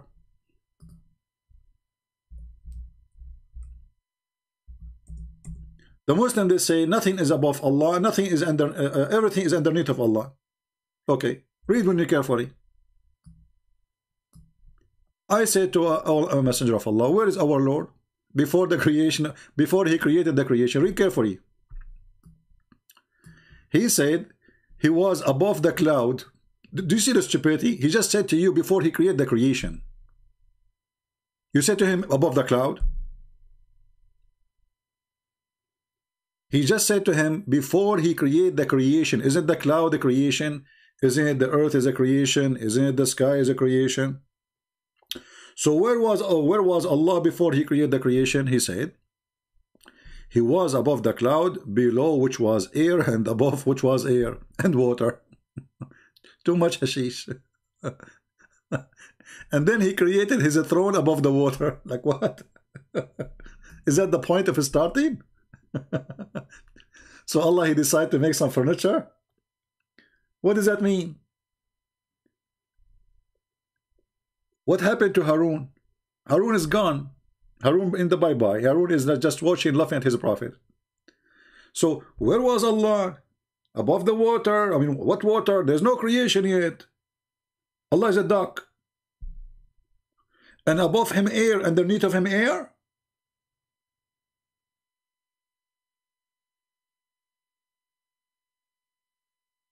Above him and underneath of him. So Allah is inside a space full of air. The Muslim, they will say to you, this is da'if. It's not. It says Hassan. Hassan means good. This is one of the names of the grandsons of Muhammad, which is not really his son.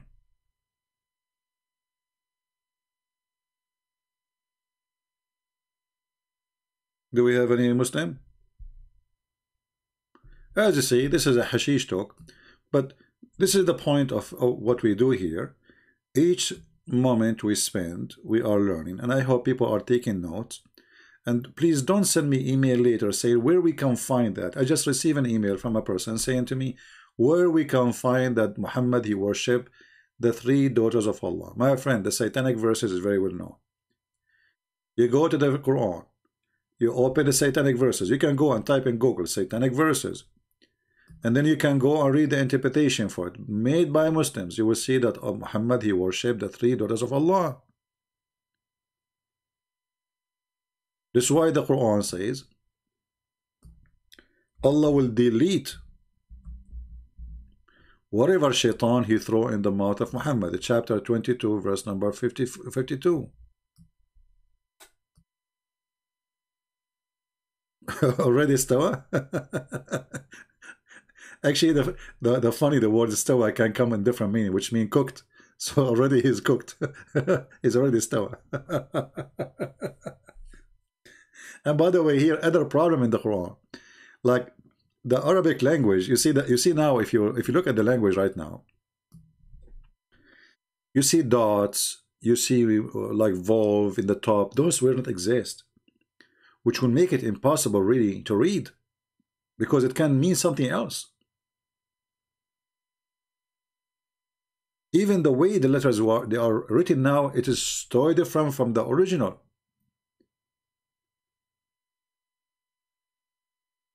Just one dot can change everything. There's a story once in Lebanon, an article in a newspaper, you know, speaking about one of the politicians. He's a leader of militant group. They just forgot a dot. They forgot a dot. They did not add a dot. They forgot a dot.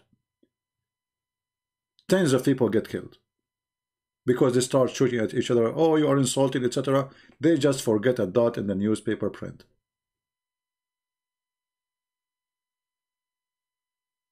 How we can read the Quran? So, and the funny, the one who fixed the Quran, he is not even an Arab. He fixed the Quran of Allah. He fixed the Arabic of Allah.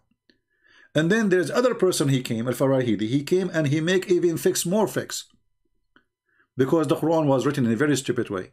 And I mentioned to you, there's many things in the Quran is not the same as it is today. Like when we say the word sky, there's no sky. You see, now we keep saying he made them 7 sky, right? But in the original Quran, there's no sky. You see here it says heaven. In Arabic it says sama. In the original Quran there is no sama.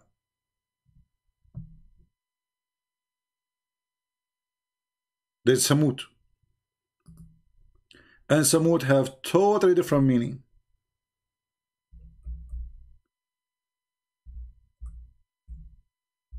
And the reason I avoid talking about it or making videos especially about it, it will not make too much sense for those who don't speak Arabic anyway. So when you see the Quran saying sab'u samawat, there's no, the Quran have not this word does not exist in the Quran.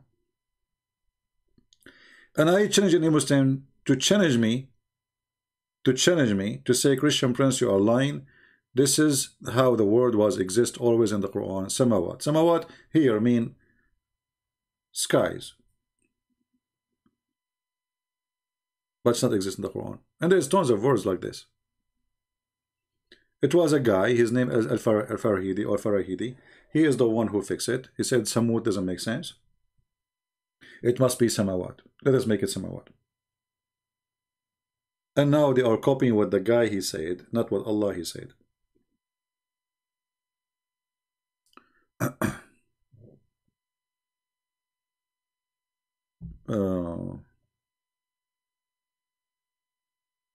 Anyway, do we have any question?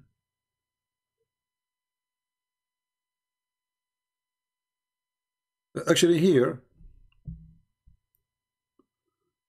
we have a Mr. Inshallah saying, I already said that nikah has two meaning, can be sexual intercourse and also marriage according to Arabic. Okay, my friend, the Arabic lexicon, they do what people use as a language today. As an example, today the word sa in Arabic means 60 minutes. Sa in the time of Muhammad was no less than 10 to 15 minutes. So Allah indahu ilmu sa'a. Is that the 60 minutes? So you see the word sa, it's all over. So today the word of it or use of it is different from the time of Muhammad use. So you are going by a dictionary which is made now, have nothing to do with the time of Muhammad and the language, the original language. Sometime when you say to me that this word nikah have two meaning, isn't it stupid to use a word have two meaning and one of them is to F for marriage? In Arabic we have the word zawaj already. We use it. You do not need to use the word nikah. So why you are using a word which is filthy? So if you are saying to me that this word have two meaning, that's mean the original meaning of it is the intercourse. Today you are using it as marriage, but it's not. And this is why your prophet is saying do everything except nikah when your wife she have menstruation or your woman. Do everything except nikah. So when the Muslim they give an excuse, the excuse is even more guilty than the accusation itself.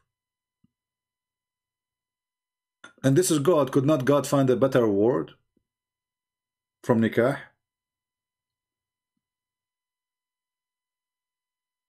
Yeah, that's example. The word gay used to be a word mean happy not long time ago, and now it is a word mean something else, right? However, the Quran today have nothing to do with the Quran exists in the time of Muhammad, and this is proven left and right. And you ask the Muslims, who is the one who add those things? Who is the one actually the Quran in front of us? Who is the one who named those verses like this or chapters? Who is the one who gave the numbers? Did Allah give you numbers? Did Allah he says to you this is a verse? Did Allah says this sentence is a verse? No. Did the angel says that? No. The Muslim they are trying to make a book like the Bible. So they have chapters and they have verses, but this is not how they're God. give it to them? Did Allah, he says to Muhammad, chapter 7, verse number 34? No. 33:49 you gave me. Okay, let's go to 43. Okay, hold on. 33, sorry. All right, let us go to 33:49. You will be sorry. The second we go there, you will say to me, I don't mean it. Be ready. Okay, this is 49. You see, this is your translation saying, if you do, when you marry a believing woman and then divorce them, and you say the word is nakahtum, mean marriage, that's false. Because divorce in Islam happen only if you do intercourse. Marriage is not exist unless you do intercourse. Before the intercourse is called katbul kitab. So when you say وَإِذَا نَكَحْتُمْ, mean when you if women, then their divorce will be the following. And this is why if we go and search right now in Prophet Google, peace upon him, we will find that a man, he will not pay his dowry unless he do the nikah, which means the intercourse. And he cannot divorce a woman if she is not his wife anyway. Right? So when you do the intercourse, she is your wife. Before that, it's just a katbul kitab, which means a marriage without consummate the marriage, what they call it. Yeah. So she is legally your wife, but the word nikah is what will make the wife your wife. Before that day, she is just, there's a contract. An agreement. That is called katbul kitab. The nikah is confirming it, which means the intercourse. Same time, look what you give me. I will take the word you gave me, and I will copy it, and I will paste it again in the search engine.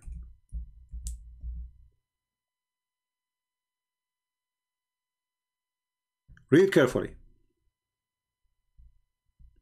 Chapter 2, verse number 230.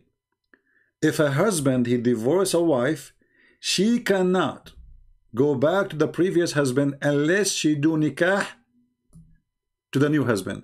So now she have a husband, but she have to do nikah to him.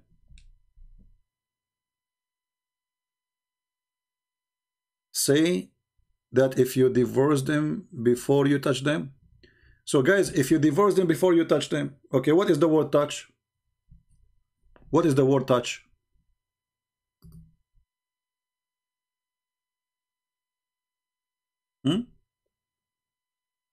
You see, you just answer yourself.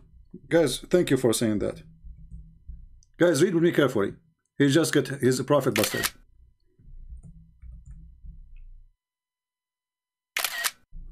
Okay, read.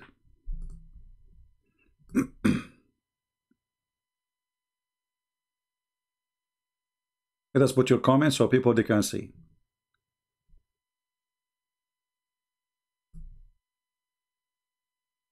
Are you blind? Cannot you see that the verse says if you divorce them before you touch them? Let us see. In the front of you it says, and if you divorce them before you touch them, you have nothing with them. So why it says إِذَا نَكَحْتُمُ الْمُؤْمِنَاتِ? Here he is making an exception. If you do if the believers, and then you divorce them, or if you marry the believer before you touch them, then you have no, let us say, you have no responsibility on them, right? So when we take it as marriage, and then you divorce them, but how you divorce someone, she is not your wife.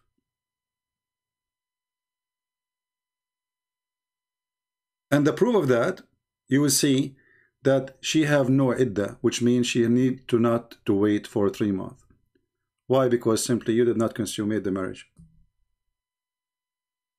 because there's no nikah happened.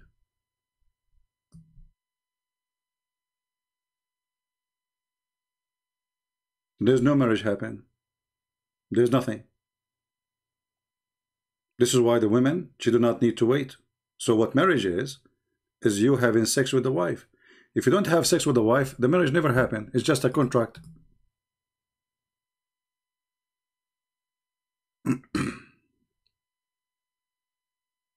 You are saying that you can have sex with women without touching them? No, I'm not saying you can have sex with women without touching them. But according to your religion, my friend, it says, in your book here it says, you see, even you Muslims, you translate saying intercourse. Do you see the word intercourse? Do you see it? So you are going to pay, and you have a lawful obligation only if you do intercourse, right?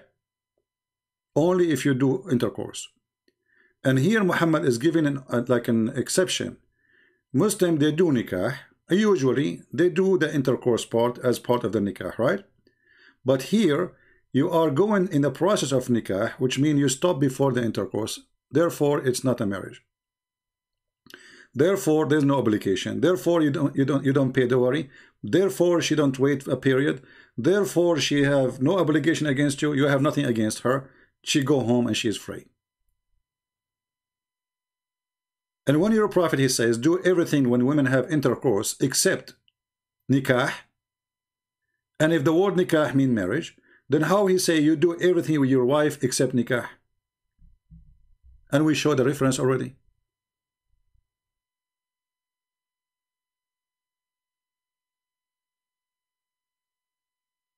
Let us go there and put the hadith in front of you.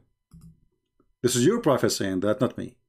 You do everything with the wife except nikah. Give me a second.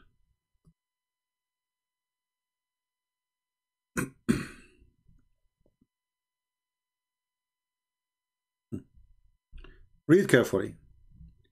When you do with your wife, جامعوهن في البيوت واصنعوا كل شيء غير النكاح. So when you do with your wife, you do with her everything except the nikah. So if nikah means marriage, how he is saying you do everything with your wife except marriage? Is she married already to him or not?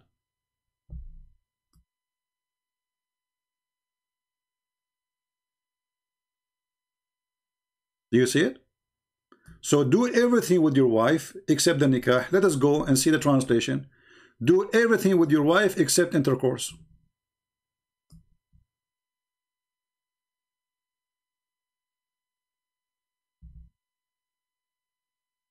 So you are bringing your confusion to us, saying, are you now playing with the word 3349, clear that nikah mean marriage? Otherwise, why you divorced him? Well, let us go with this. Why, how you can divorce women before you marry them, correct? This is what you are saying. Well, let us go and see if this is true or not. If we go in the Quran and we see what is the word divorce anyway. What is the word divorce? Who is the one have the right to divorce? Is somebody is married, right? Okay. But how the marriage in Islam is accepted to be marriage? What is the marriage? Let us go to the Quran. It says, you pay your wages for using it, for enjoying it. So marriage in Islam is using the women private part and enjoying it, literally. Chapter 4, verse number 24, and this is the same chapter used for the mut'ah. Read carefully. It's forbidden for you to do nikah to married women. Listen carefully. It's forbidden for you to do nikah to a married woman. Okay. Nikah to married women. Except your slaves. So nikah is marriage. And then if you enjoy it, then you pay from your property for enjoying the sexual intercourse. Do you see it? So the nikah here is only considered to be nikah only if you do the sexual intercourse, because before that it's just a paper. This is what your Quran is saying in the other chapter. It's not really a marriage. There's no marriage happen. You are free, she's free. But if you do the intercourse, that is really the nikah. This is marriage now, according to your religion. And then you have to pay her because you enjoy it. You see here, it says, so those of you who have enjoyed sexual relationship, give them the mahar. So when you pay the mahar when you do the intercourse nikah. Otherwise, she don't deserve anything. Why? Because you enjoy her private part. Are you with me? So don't tell me, are you avoiding the other chapter? We are not avoiding it. It is your stupid religion creating its own rules.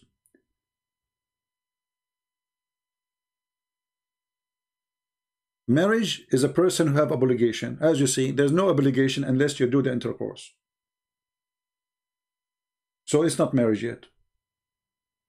So the word nikah is a process of you going to sleep with the women, and then when you sleep with her, you pay her.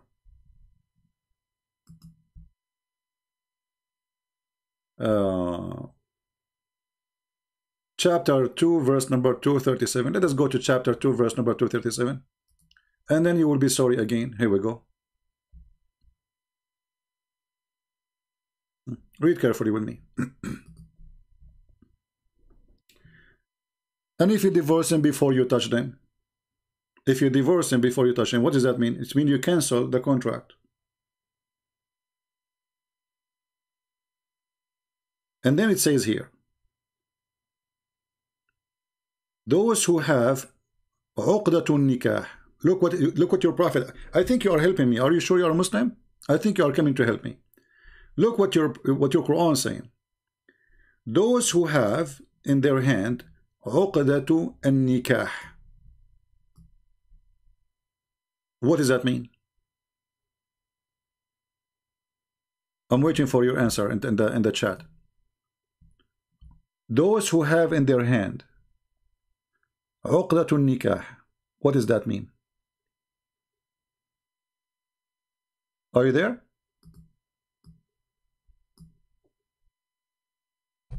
Now the Muslim, they will say this guy is paid by a Christian prince and he is not a Muslim. Do you like to call me? Do you like to call me in Skype? So everybody will hear you?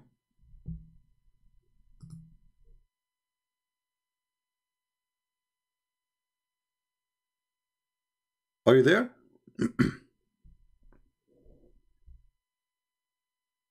What uqdatun nikah mean?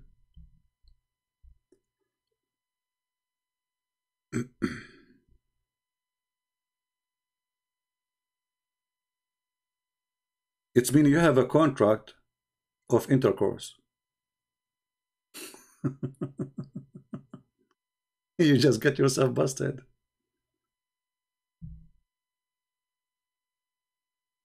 If it's a marriage, you do not need to say uqdatun nikah. If it's the word marriage, there's no need to say the word uqda.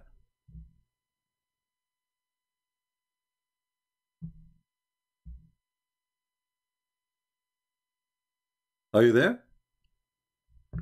And we can go right now and we can open any interpretation of your choice.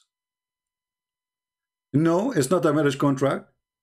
It's not a marriage contract because already it's a contract. It's already okay. Hold on. You are denying what I am saying, that it is a sexual contract, such a contract, and now you give me a verse saying it's a sexual contract.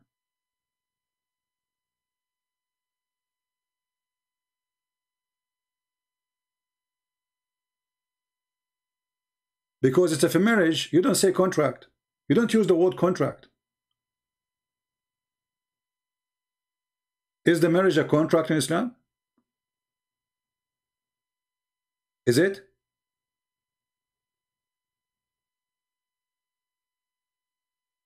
I'm waiting for your answer.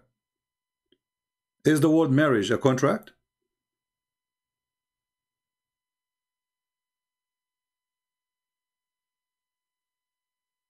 I'm just waiting for you.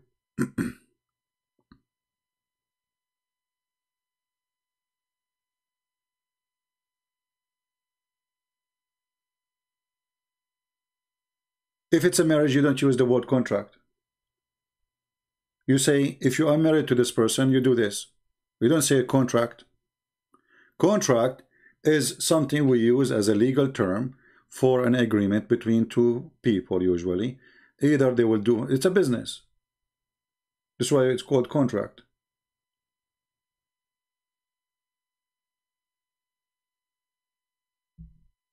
It's a marriage contract between two people. Okay, let us go with this. So how we can confirm that this is a marriage contract between two people? If the one person, he can cancel the contract. If one person can let you go and the other person is employee. So contract between marriage, or marriage of a contract, is between two people who they have equal right. Both we agree, right? But in Islam, no, this is a contract of sexual contract. There's an employee and there's an employer. The employer, he can fire the employee. This is a sex contract. Anytime he wish, and he can hire up to 4. Are you with me?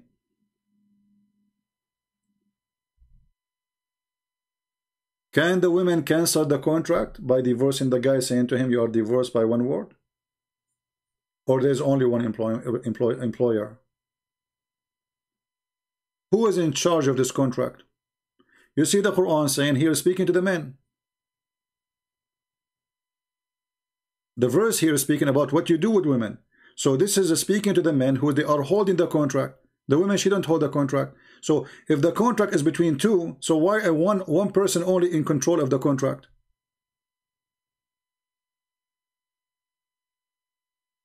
Are you with me? How many people in control of this contract?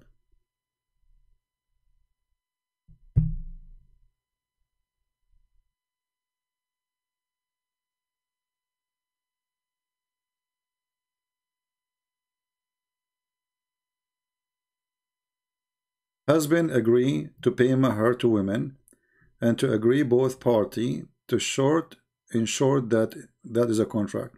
Okay, let's go with this. I will take what you are saying into consideration, but what you just said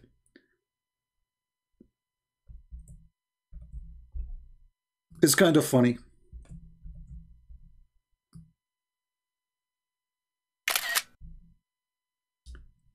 Be my witness, people. Marriage is a contract between two people, right? When Aisha, she married Muhammad, did she agree to marry Muhammad at the age of 6? Or it was a sex contract?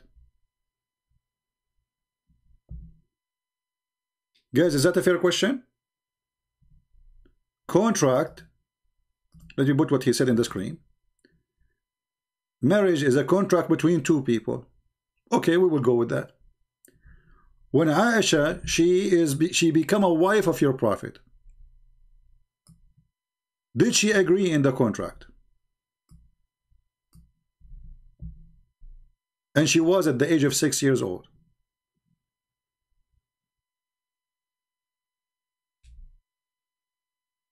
Was she part of the contract?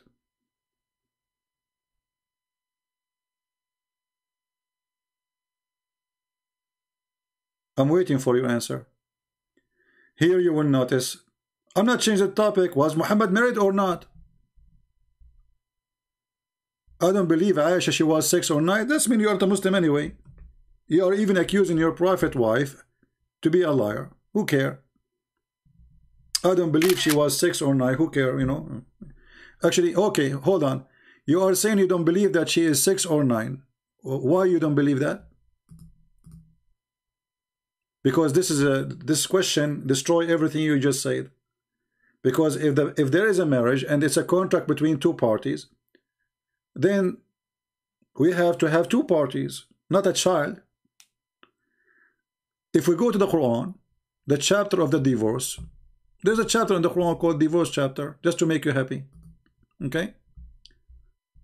Look what it says.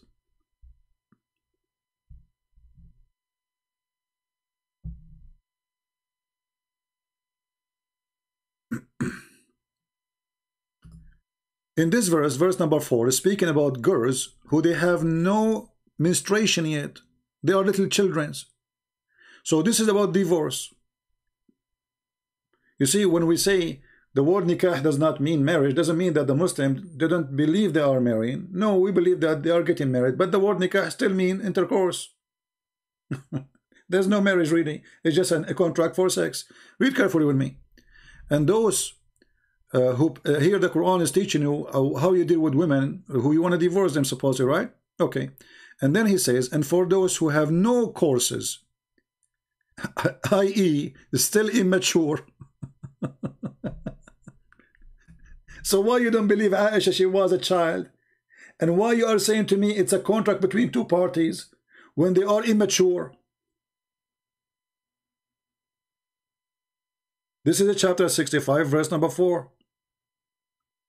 So you Muslims, when you say nikah, you are not making a marriage contract, you are making sex contract, including children's. And the proof in front of you. And now we are talking about divorcing those children, and still they are immature. So at what age we marry them, if this is a marriage? We are trying not to use the F word. At what age you did F? So if this is really a marriage, you are the one who gave us, and thank you very much for giving us a definition, that marriage is a contract between two people, right? Okay, those immature people, how you marry them? 65-4 people. Why you are putting wrong numbers? 65-4 the divorce chapter 65-4. So husband agreed to pay mahr to women, and that is to be agreed by both parties. This is what you said. So according to you, marriage only happen when there's both party agree. So how you are divorcing children's? How they can be both party? Because those hadith are akhbar. My friend, I'm showing you Quran now. Right? And when you say those akhbar, isn't it the whole Quran is a hadith? Isn't it the Quran says that the best of the hadith is the Quran? And now I'm showing you the Quran. We are talking about divorcing children. And you are the one who gave us definition that marriage is a contract between two parties. How you contract with the children to marry you? You are not. You are hiring them for sex. And who you hire? Who is the one who take in charge? The one who will get payment, the father. So it's a sex contract by the one in charge of the female, not by women. The Muslim in the Sharia, they say, if a woman, she is divorced, previously married or widow, she can be in charge of this, what you call contract, right? But the word nikah, as you see, is a sexual practice, and you get paid for it. And now we are talking about a contract, sexual contract, between adult man and a child. And as you see, I'm showing you Quran, I'm not showing hadith. And when you say to me, I don't accept the hadith, well, if you don't accept the hadith, then you don't accept Islam, because all of Islam is based on the hadith. When we show you chapter 4, verse 24, it says muta. Are you against the muta or would you the muta? You see, just to show you that Islam is not really, does not teach marriage. Because when the Quran says, in chapter 4, verse 24, pay them for enjoying their private part, is that because this is a marriage or this is a muta?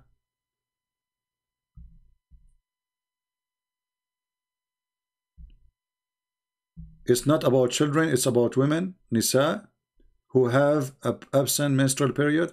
Well, inshallah, you are ignorant. It's in the front of you. It says that the ones who never have their period yet because they are young. I feel sorry for you, my friend. You are trying to deny, but it's not working. Look, guys, what he said.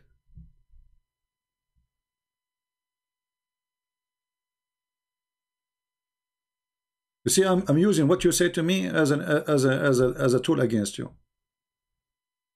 Thank you for posting those comments. Chapter 65 is not about children's, it's about women. Nisa mean women. First of all, the word Nisa does not really mean women. It means one of the meaning women, but this is like a gender. It's about gender, and the proof of that, here we go. Your Quran saying that those who never have their menstruation because of their young age. Do you see it? So if they are women, how they became women and they don't have menstruation yet?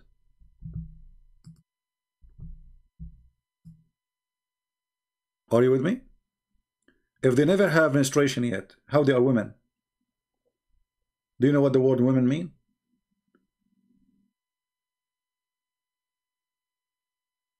So are you a foolish person or what? They call you a man for a reason. They call you a boy for a reason. They call the girl a girl for a reason. They call her a woman for a reason. So if she is a woman, then why she don't have a menstruation yet?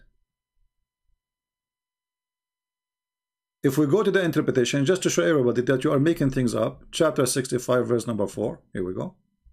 And again, this is your Islamic website. I have nothing to do with it.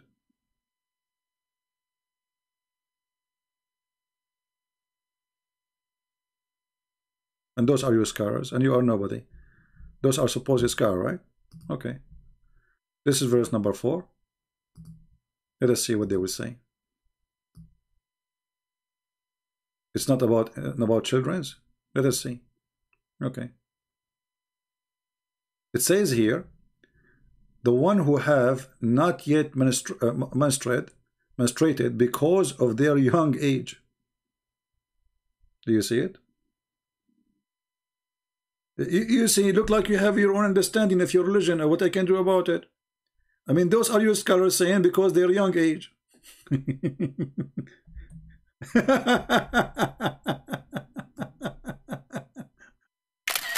Look like you have different religion. So can you give me one scholar he agree with you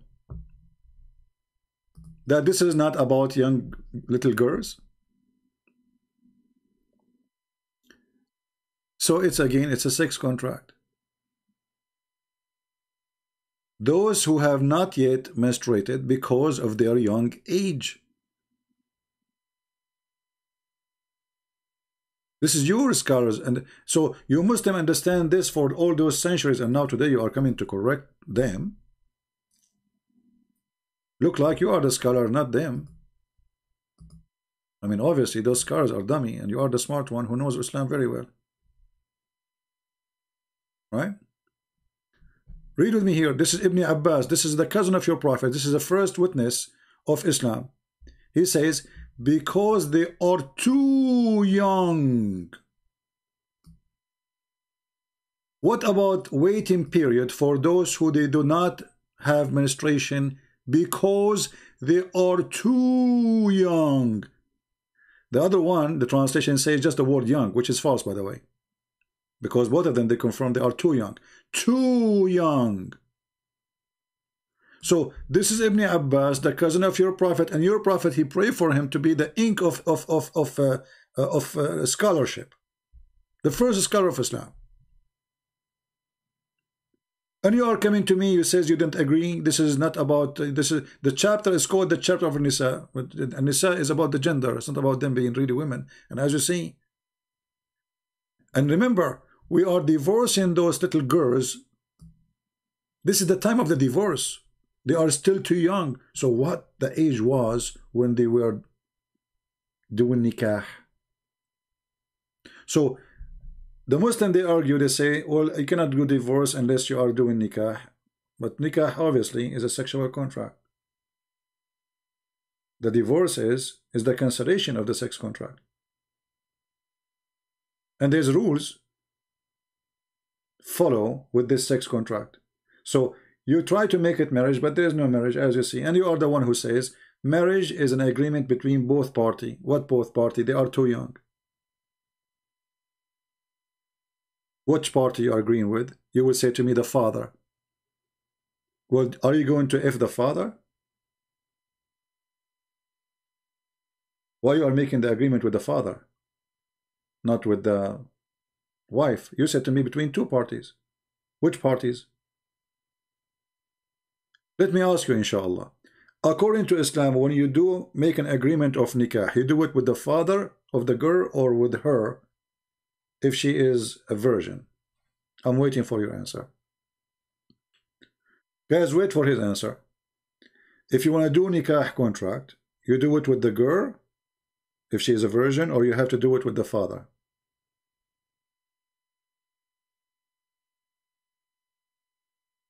I'm waiting for your answer.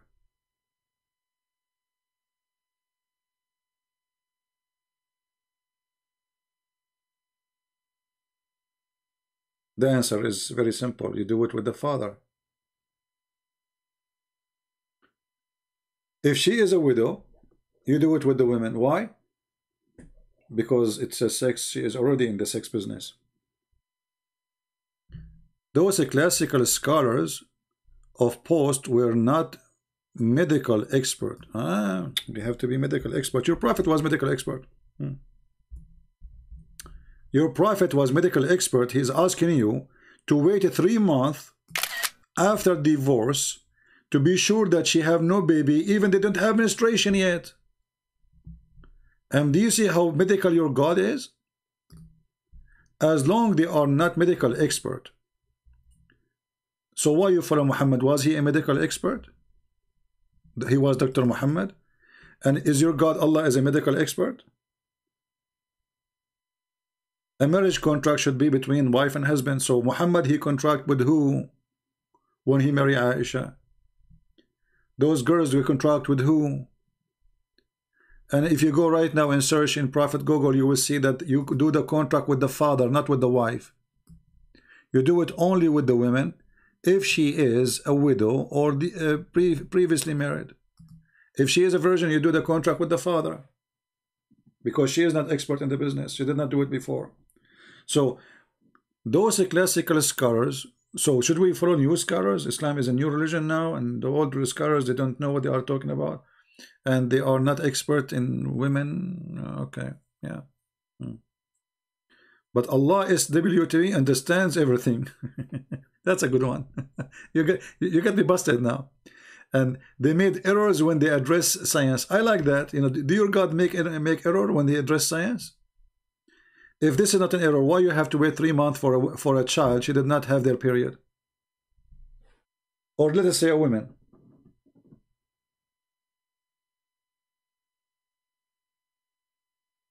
Why you have to wait for 3 months?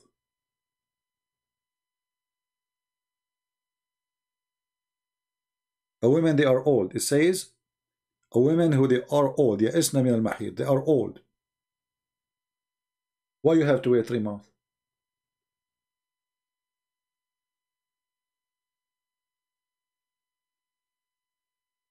Secondly, what is how many years a Muslim woman she can carry a child from previous husband?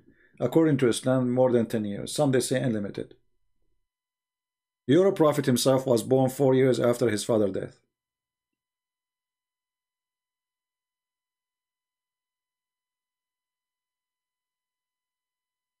And you know, for me, it's you who said that the word nikah mean 2 things. Everybody is my witness. Mean the F word and mean marriage. So the question, how we can separate between them? Correct, people? If he is the one who said the word nikah, let us go to the first comment he made. Let us see where it is. He is the one who said that, not me.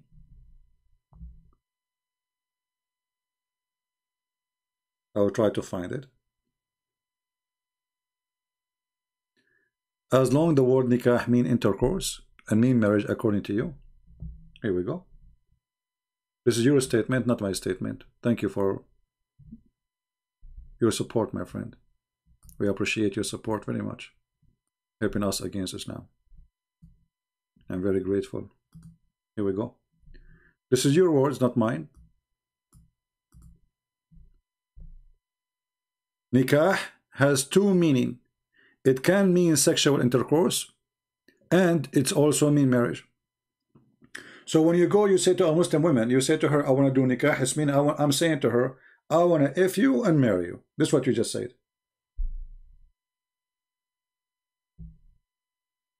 Is that your statement or mine?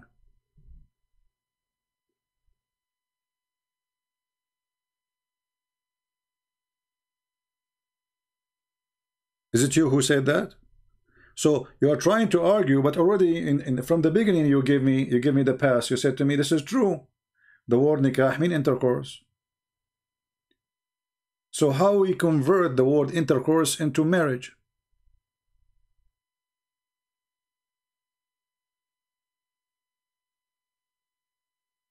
Are you with me?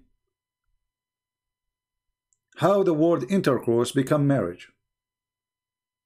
This God, he could not find better word. We have many words in Arabic.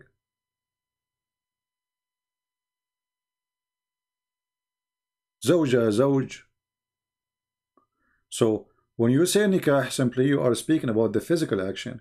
If you go to the dictionary, you see that the word nikah means tanakahatul ashjar, which means the branches of trees, they go inside each other. This is what nikah means. One physical object going inside another physical object. And you can open the dictionary right away. No, I see. I don't agree that it means marriage, because how it cannot be intercourse and marriage in the same time. You see, you're being funny now. How it can be marriage and it is intercourse? How that can be? How you are saying to me this is the F word. In the same time, you are saying to me the F word mean marriage. I mean, do you even read what you are saying? In one hand, you agree that this is the F word. In the same time, you are saying to me, don't you agree that the F word mean marriage? No, it's the F word. What Islam does, he considers the F word marriage. The sexual act is what you call marriage.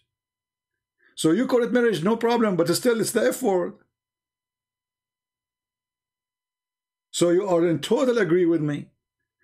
I agree, it has two meanings, but do you agree that nikah is a both meaning?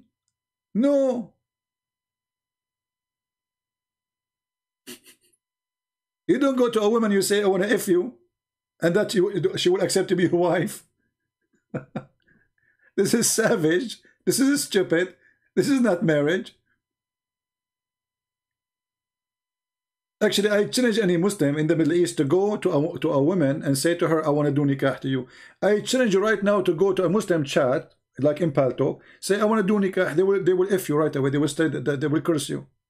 They will bounce you from the chat room. Nobody uses this word nikah. It's an insult. It's like saying, I want to F your daughter. Go and say, I want to do nikah to your daughter. Let's see what will happen. They will shoot you in the head.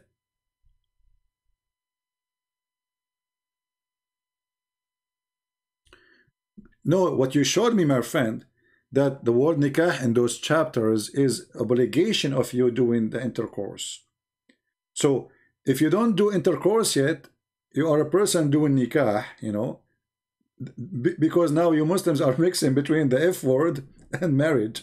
So now you are showing me a chapter speaking about marrying a woman supposedly, but you are saying at the same time it is the F word. So the second we say the word nikah, according to your agreement, we are saying the F word, and according to you, we are saying marriage in the same time.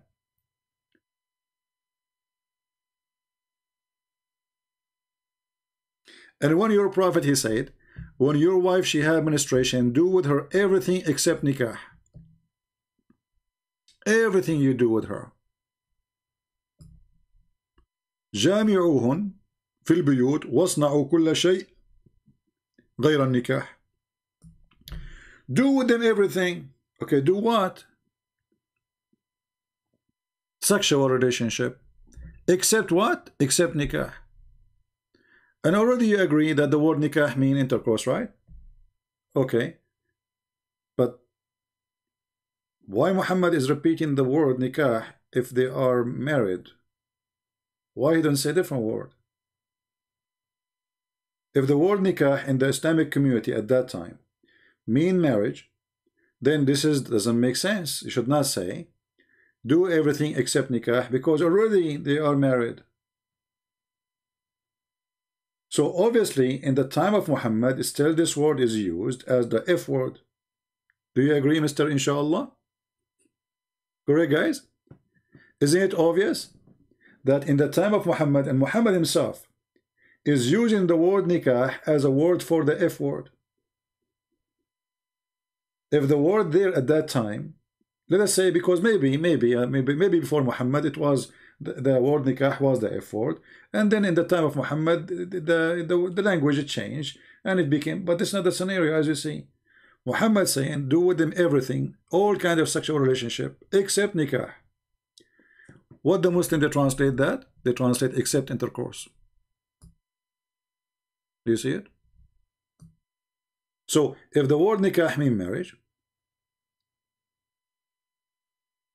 and yeah, there's a hadith about, you know, doing nikah to your hand, doing nikah to watermelon, shaitan doing nikah to himself. Come on, marrying what? When shaitan, Allah created for him a penis in the right thigh and the vagina in the left thigh, and then he do nikah to this by that. But anyway, this is way more powerful than all the other hadith, because this is Muhammad and this is Sahih. As you see, they can't say it's weak.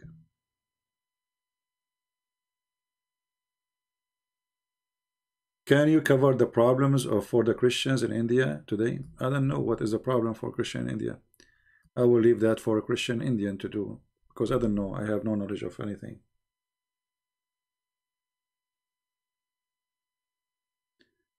Do we have any Muslim he can try better?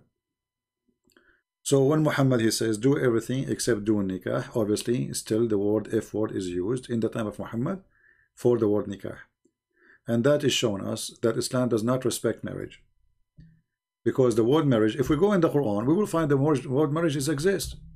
It is exist. Why we don't use it? We don't need to use the word nikah.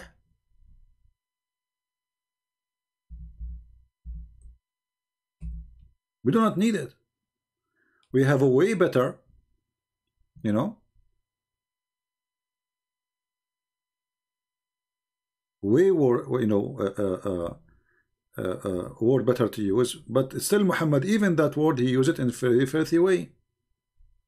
Read carefully. But if you intend to replace a wife, where is the word wife there? There is no word wife. It is zawj. Zawjun makanu zawj. How in the word zawj makanu zawj became a wife? Read carefully and love. Because there it says after that, speaking about female, ihdahunna. Okay, if you intend to replace a wife by another wife, how this is a marriage then? How she is a wife and you are replacing a wife by other wife? This is not a marriage, this is a sex contract. So you are replacing, you are exchanging. Actually the word here is tabdala. It's exchanging, not just replacing. It's tabdala. This is religion.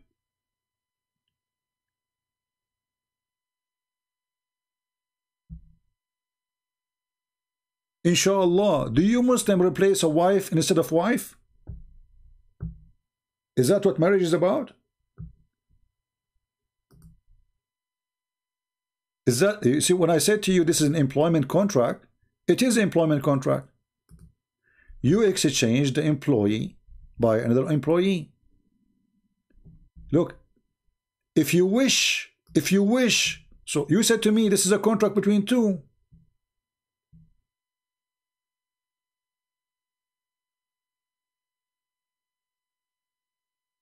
Guys, isn't it him who said to me it's a contract between two? It's not. There's one person is in charge. If you wish, speaking to who? To the man. If you wish to exchange one wife for another wife, So if it's really a wife, then you don't exchange a wife by other wife. What is that? And then give them some money. This is wages for their service. Thank you for your service. Take care. Take a hike. And look what the Quran using, a very filthy word, exchange. Is not using the word divorce to marry a new woman. It's saying exchange a wife for another wife. How you can do that? Is that me giving you my wife and you give me your wife? Actually, this is true. It's about exchanging women. The Arab, they used to do that, and you can go and read my book, Section Allah, and you will see. They used to exchange women. And this is the same thing appear about Muhammad when Allah, he copied the verse of Umar al-Khattab and he put it in the Quran.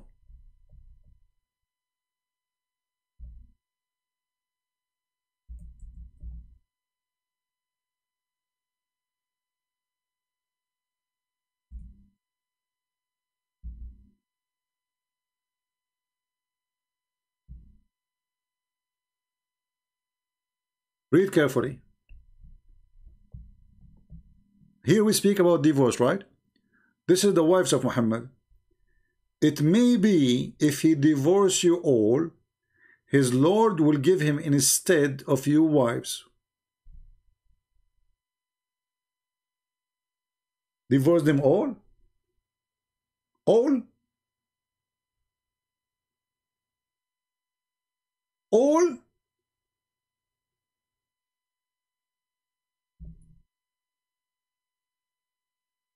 I gave you 2 verses already, but you're already in denial. No, I am in agreement with you. You are the one who said that the word sex, the word nikah means intercourse and marriage in the same time. So it's intercourse. So when you Muslims will say, I want to marry you, are saying, I want to have you. You are the one who said that. And then you say to me, I want to go to chapter 4, verse 25. Do you agree with 4:24? About the muta? Do you agree with 4:24 before we go to 4:25? Do you agree where it says it's forbidden for you married women except those who they are captive? Are you going to do nikah to the captive? Yes. How you want to marry them? They are married. You are not marrying them. You are having sex with them, raping them.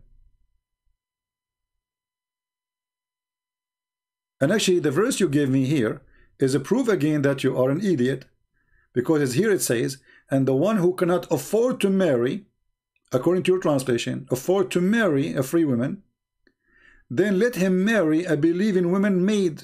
Where it says marry? Show me.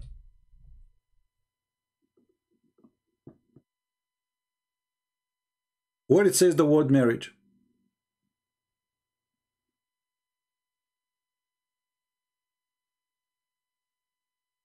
And why the Quran is favoring a free woman above slave women?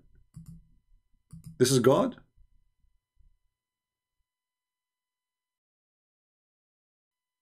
You see, they are the one who gave me this verse, right? There is no mut'ah temporary marriage in Islam. So why 4:24 is saying you pay them for enjoying it? Enjoying what? What translation you like me to show you? And here you are in trouble again. Chapter 25, it says, if you cannot afford, did your Quran saying afford?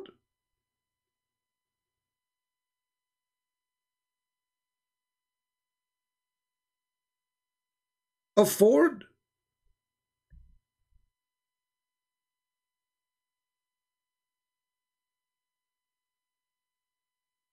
Then this is about money. If you cannot afford to get a free woman to have nikah with her, go and find a slave.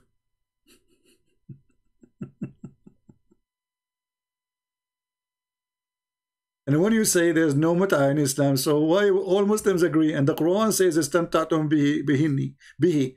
Here we go. It says istamta'tum bihi. Bihi what? I want your answer. Bihi what?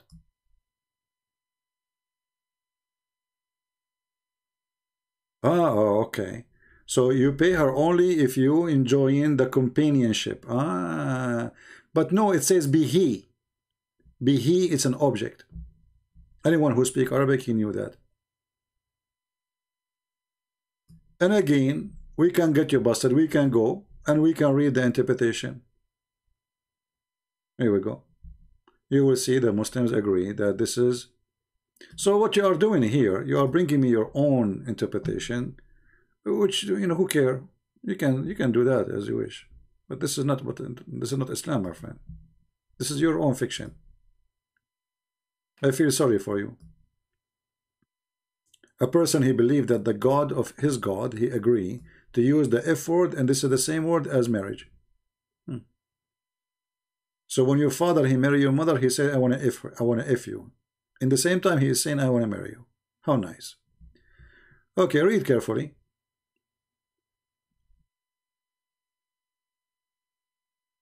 You should seek with your money marrying women for agreed period of time. Zawaj al-muta. Read carefully with me, guys. Does it say the word zawaj? Do you see the word zawaj? Why the Muslim they say don't nikah muta? Why are you using the word zawaj? Because this is the word for marriage. And the funny, they are using the word zawaj for muta. Which mean again, even if they use the word zawaj, there's no marriage. Because even muta, which is nothing but sexual intercourse, enjoying for a period of time for paying money, getting paid.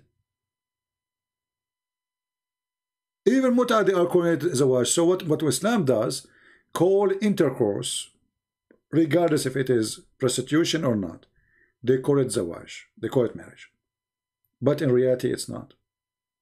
This is why a man, he can exchange his wife. And he is the one, you know, he was helping us with the verses. A man, he can exchange the wife, but the wife, can she exchange the man? No. If it's a contract between two, well, the contract always have to have equal conditions.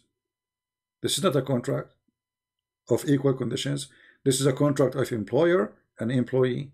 The employer, he can fire the employee anytime. And here you see that you are marrying a woman and you call it marriage. This is you, Muslim, call it marriage, not me. But this is not marriage, this is prostitution. And you deny that this is in the Quran. You are a liar. Why those people, they will lie? Why the cousin of Muhammad will lie? And this is the official government website of the Kingdom of Saudi Arabia.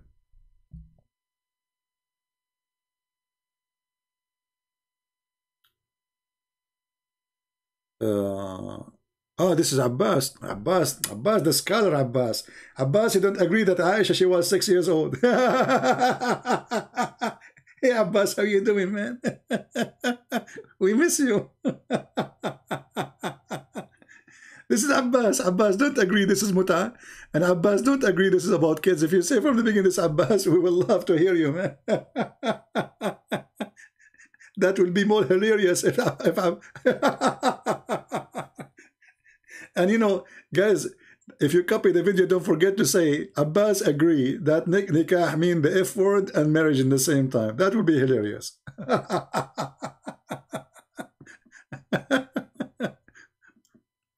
Abbas, brother, this is Abbas. That doesn't say about kids, Abbas. Like Abbas, those are classic scholars. So Abbas, you follow these. Who's your scholar these days? Mimi? Those classic scholar. Abbas, you don't believe in classic scholars. No, classic scholars, they are stupid. You know, the Ibn Abbas, Al-Qurtubi, Al-Tabari, Jalalain, Ibn Kathir, they are stupid. But the donkey himself, he many times he said to me, open Ibn Kathir. Open Al-Quran. Suddenly the classic scholars, they are stupid.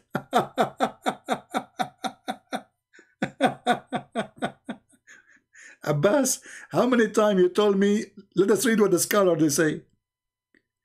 How many times you told me open Ibn Kathir? Now you are saying to me the classic scholars, they don't know medical?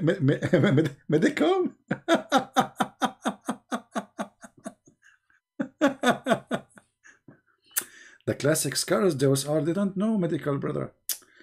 Yeah. Your prophet was a doctor, Muhammad. You know, he have a PhD in medicine. Abbas. I wish you did not say Abbas. I wish you did not say that this is you, because now this will be more horrible. People will cut this video and they will say Abbas arguing with Christian friends about nikah, and he agree. The word nikah have two meaning. And this is not about children, brother. Okay, there's nowhere it says they are too young. Okay, but scholar, they say that, oh, this is classical scholar, they don't know medicine. Abbas, you know medicine. Abbas, you know everything. Abbas, be honest with me, do you have high school? Do you have high school? I mean, if you are a doctor, I will say Abbas, Dr. Abbas is speaking. Abbas is with my respect to all jobs, by the way, I'm not making fun, but Abbas, as I know, he delivered pizza. But Abbas became a scholar, a pizza scholar. You see, if you say you are a pizza scholar, I will say Abbas, I mean, he speak with his experience. Pizza, you know, he don't even make it, you know, he delivered it. So how Abbas became a scholar, we do not know, but he is. Google, Prophet Google, peace be upon him. Right?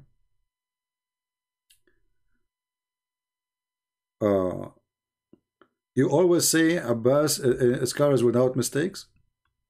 You always say they make okay, did your prophet make mistake, Abbas? Before you go, do your prophet make mistakes? I want an answer from you, confirming. Do your prophet make mistakes?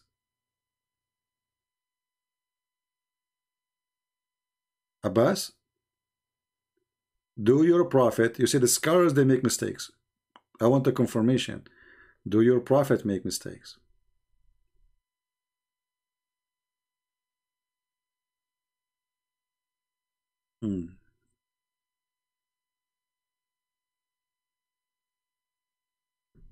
Abbas is searching Google. Did my prophet make mistake?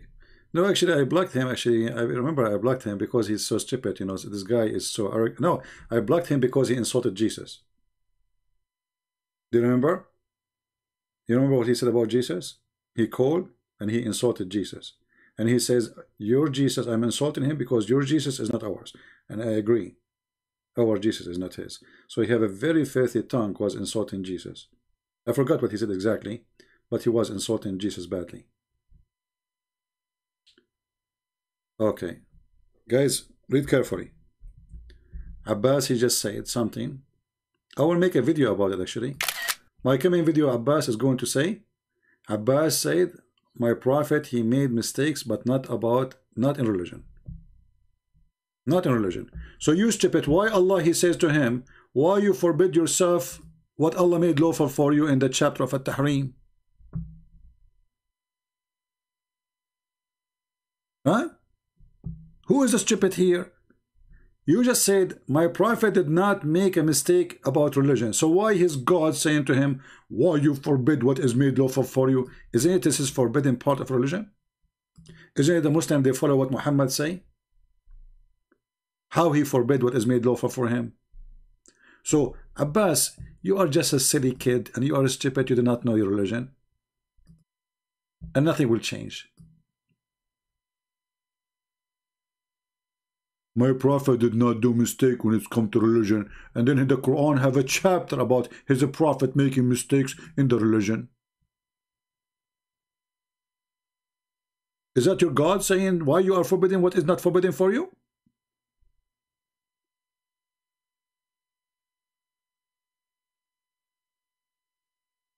Are you there? Potato. Yeah, this coward, you know, I will never forgive him actually for what he said about Jesus. I spit at you, Abbas. You are very filthy. And get lost, coward. Filthy coward. That's why he didn't dare from the beginning to say he's Abbas. This filthy, he said very bad language. And you see, the Muslim, they claim that they respect Jesus. And he says that Jesus, the one we believe, is not their Jesus, which is against their religion, but not against mine. Because in his religion, they say that the Christian, they say that Jesus is Son of God. So the Islam says that the Jesus they are speaking of is the same Jesus we have. This coward, he denied the Quran and he spit at his prophet. He denied that the Quran confirmed that the Jesus we speak of is the same Jesus in their religion. And he says, I am insulting Jesus because Jesus in Islam is not the same Jesus in Christianity. When his stupid Quran confirmed that the same Jesus is the Christians, they believe that he is God. The same Isa they are speaking of. You are a potato. Don't ever come here, Abbas. Unless you make a video apologizing for insulting Jesus. If you don't do that, you are not welcome here. And the reason I am insisting that you do that, because if you truly believe that you are a Muslim, and the Muslim, they claim that they believe and they respect Jesus, then how you are going against your book? Obviously, you are just a trashy person. Filthy mouth. So, repent. Even according to your religion, you have to repent. Shame on you. When your stupid Quran says that the Christian, they say that the Messiah is Allah. They were speaking about who? Our Messiah or different Messiah? Our Messiah. So you filthy you deny even your Quran.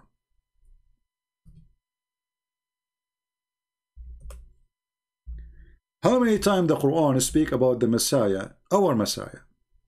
How many times the Quran says that the Nasara says the Messiah is this and the Messiah is that? How many times the Quran says the Jews, they said they killed the Messiah? Which Messiah? Our Messiah. And then you filthy you are just because you are just a kid, you deny it.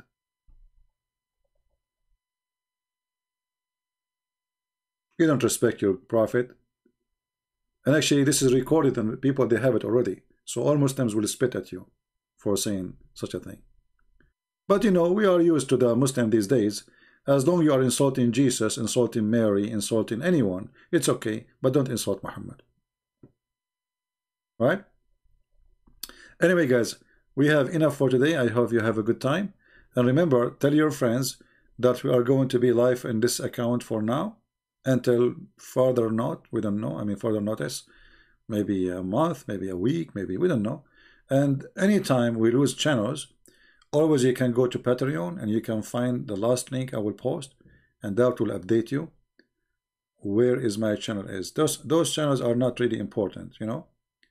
The number of subscription is not really important for me, because it doesn't matter if I have 1 subscriber or 70 or 80,000 or whatever, you know. It's still the same. The same number of people will come, people they will follow, people will search for me, and people will come. I say to those who are trying to stop me, it's too late. It's too late. You know, maybe this can happen, you know, long time ago. But now every single Muslim in the world, he knew Christian Prince. And there's no Christian who is interested in the topic who do not know my name. So if you think you can stop me, that is impossible. And open an account in YouTube, it takes 2 seconds. And we have hundreds of them already. All right? So please inform your friends. And always you can get the update in case we lose a channel. Because we might lose this one too. You never know. We might lose the other one. We did not lose it. I just stopped doing broadcast. I mean, I did not go live yet. They gave me a strike. Can you believe it? This is how much they are terrified. I did not even go live. I did not even speak about the topic. They gave me a strike. I just put the title and I get strike. Can you believe it? And again, a correction for the mistake I made in the previous video. It was not a mistake really. It was just you know, because Nefertiti is the name we, you know, the famous name we used to remember from school. So it was not the wife of King Ramses, which is proven Muhammad to be fraud. It is not really it's not Nefertiti, it's Nefertari. Nefertari.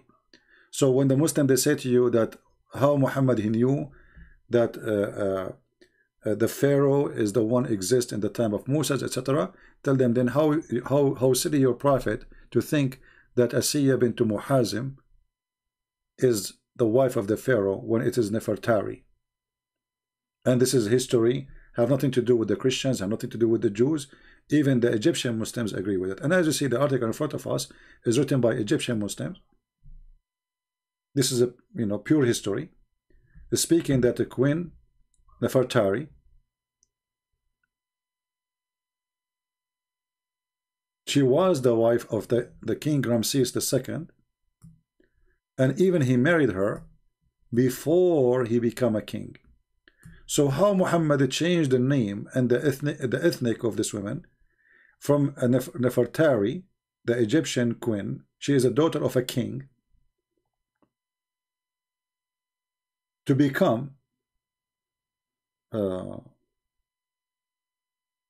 Asiya bint Muhazim, and she was a believer. And even some Muslims, they say she was a Jew.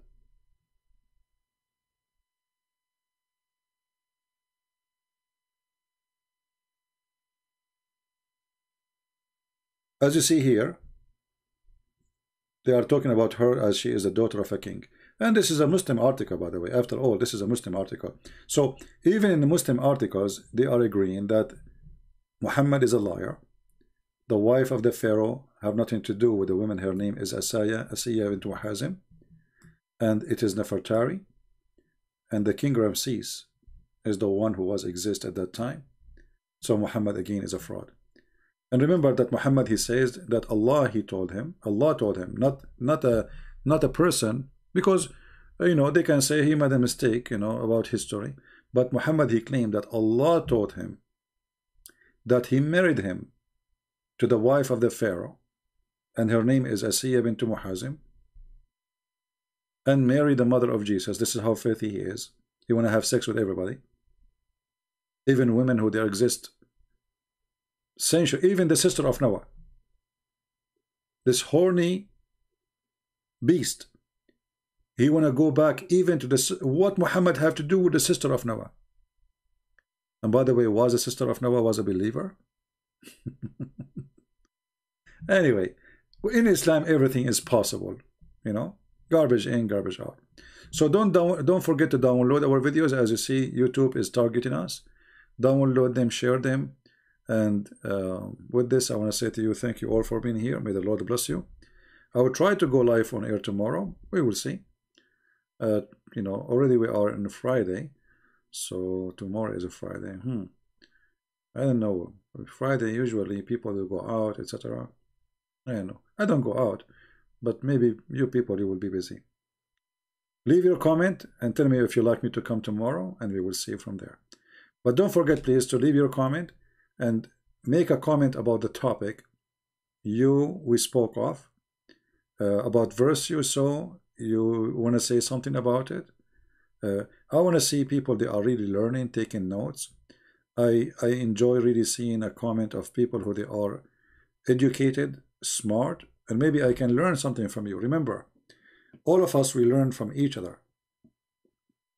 All of us, we learn from each other. Here, you see, the one who think he is the teacher, I mean, I know what does that mean, a teacher? Because all of us, we are teachers in somehow. Every one of us can teach somebody else something he do not know, right? So when we speak about teachers, God, he gave us gifts, and all of us, we have it. It's not only for one person. Maybe I have a gift better than yours in debate. Maybe I'm blessed more than you because I speak Arabic. I mean, when it's come to this topic, maybe, but I'm sure you have way more things than I have. I don't have. So I want to see your intelligence, your thought. I want to see smart talking people teaching each other and teaching me too. Why not? You might give me an idea I never heard before. I never thought about it. Right? So I want to see smart waves, an ocean of smart people speaking, talking, not just a bunch of people just agree whatever this person say. I want to see. We don't want Abdul. We want people who search the truth, and the truth will set them free. You don't have to agree with me. Even though you might make me upset, but it's okay. Maybe I'm wrong. Right? When you know, when you go in the Middle East, everybody agree with the president. Why? Because the president is a criminal. Who dare to question Muhammad? Criminal. Right? So don't take what people say for you for granted. When we speak, we show you in the screen. We show you even what the Muslims say. We take their calls. The purpose of that, because we want to show the other side of the story, so people, they will be judging fairly both sides of the story. But as you see, if Islam is a good religion and Islam have a value for women, then you don't say if a man he want to exchange his wife. That is not God teaching. Exchange his wife. What do you mean exchange a wife by other wife? Is she a chair? Is she a TV? And remember, Islam came long after Jesus, way after Judaism. So was Muhammad God moving forward for humanity to be better, or he is taking it back to the cave time?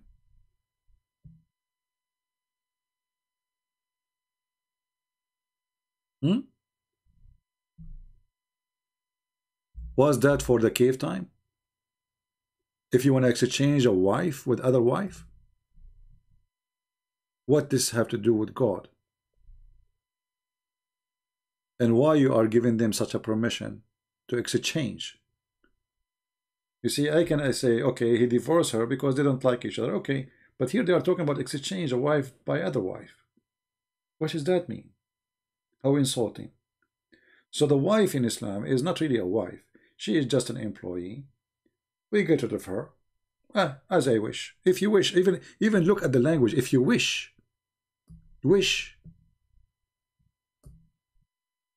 It's up to his wish. You as a female, you are nothing but a wish. He get rid of you. He take you. He use you. He throw you. He exchange you. This is not from God. You see, Muhammad, he was trying to copy the Jews, and the Jews, they always abuse women. Always. When Jesus, he spoke to the Christian and he spoke to the Jews about divorce, he made it so clear that divorce should be very hard. Why? Because those men, they marry women when they are young, beautiful. When they get a little bit older, he replaced her. He have money. He go and find different women. Okay, you go home. I don't want you no more. Yeah. You go. I don't want you. You know. So Muhammad is a counterfeit of the Jewish behavior toward women. They were very aggressive toward women. They were always putting women down, and even they are using them. So Muhammad, he was trying to be just another Jew, but he made it way, instead of even to be a Jew, he could not be a Jew. He made it just a sexual contract. So the Jewish, they have their own tradition, and many of them, they are not following the Bible. Muhammad is trying to copy from a tradition to make it his own Quran. And then he abused women by making it so easy to exchange women, to divorce them, to marry them, if we can't call it marriage. And as you see, even the Muslims agree that the word nikah means the F word, yet they say it's marriage. That alone is a big insult for this God in heaven who could not find a better word to use instead of the F word to make it marriage. You know, the best thing about marriage, yes, the man, he liked the women because she is a woman, right? So the gender is important, and the woman, she liked the man because he's a man. That's not a question about it. But in the same time, the marriage is based on a noble reasoning, not in intercourse. When God, he created Adam and Eve, he created one Eve to one Adam. So why Islam, they want to have too many Eve for one Adam? What went wrong? What's the problem?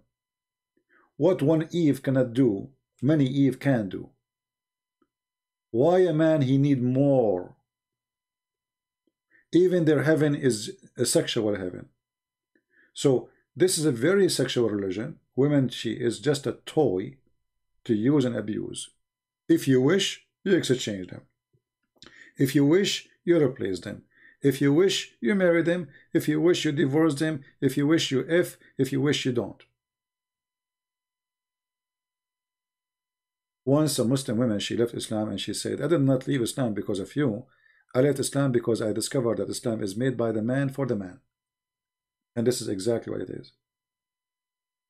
What she said is absolutely true. Islam is a religion made by the man for the man. Muhammad, he wanted fighters to conquer and give him more slaves for sex, for money.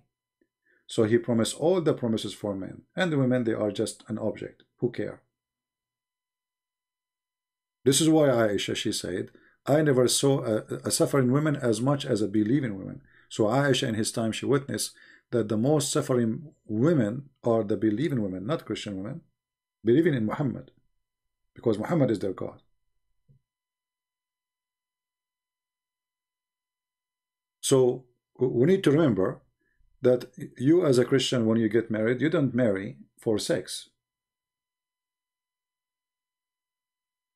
Even though sex is part of the marriage. The marriage was a gift from God to have a companion, and then he gave us another gift that we can do reproduction. We can have another gift by having babies, children. That is a gift. So the sex is a process for a better, let us say, noble mission. It's not exist for itself.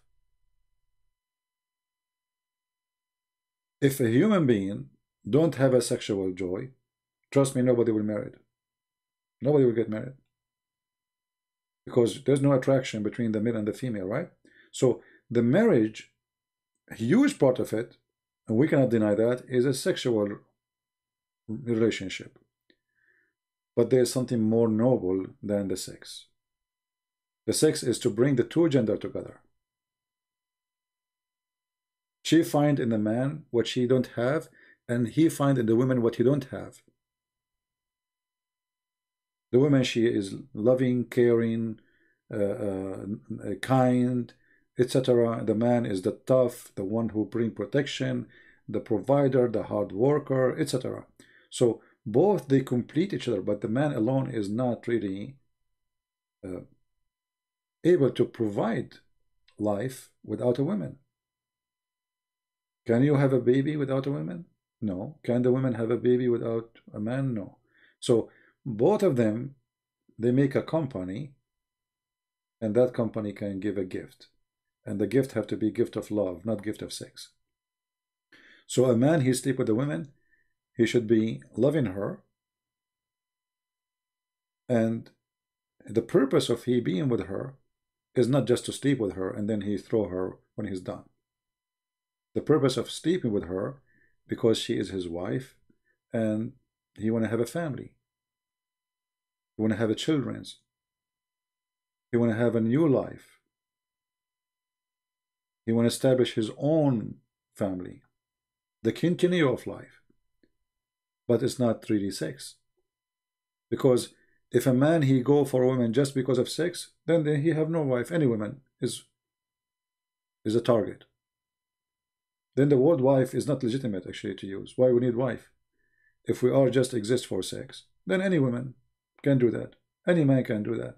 You do not need to have a partner as a wife or a husband. So when Islam speak about muta, this is telling us Islam is a hippie religion, does not respect marriage, and marriage does not exist. And the funny is they call muta marriage.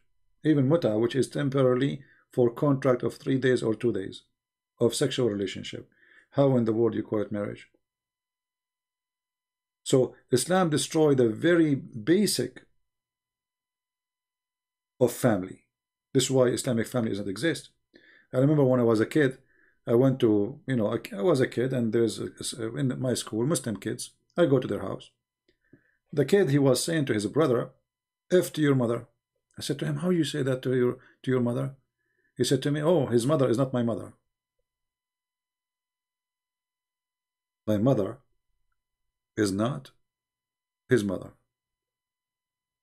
Muhammad destroyed the family. There's no family no more. I remember one of the kids, we went with him, he said that he want to buy some candies. So we went to his dad to want to get some like some coins. His dad, he said to him, you are the son of who? He's the father. He don't remember. He don't know who is the son of who. He knows this is his son, but he don't know which wife. The father is very old. He's asking his son, you are the son of who? Which wife?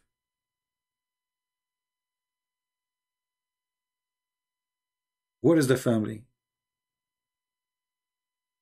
So when they speak about having a high birth rate, but there's no family, the family is destroyed, the family is ruined, the children are ruined, drugs, hashish, theft, crimes, it's a flourishing all over because there's no family.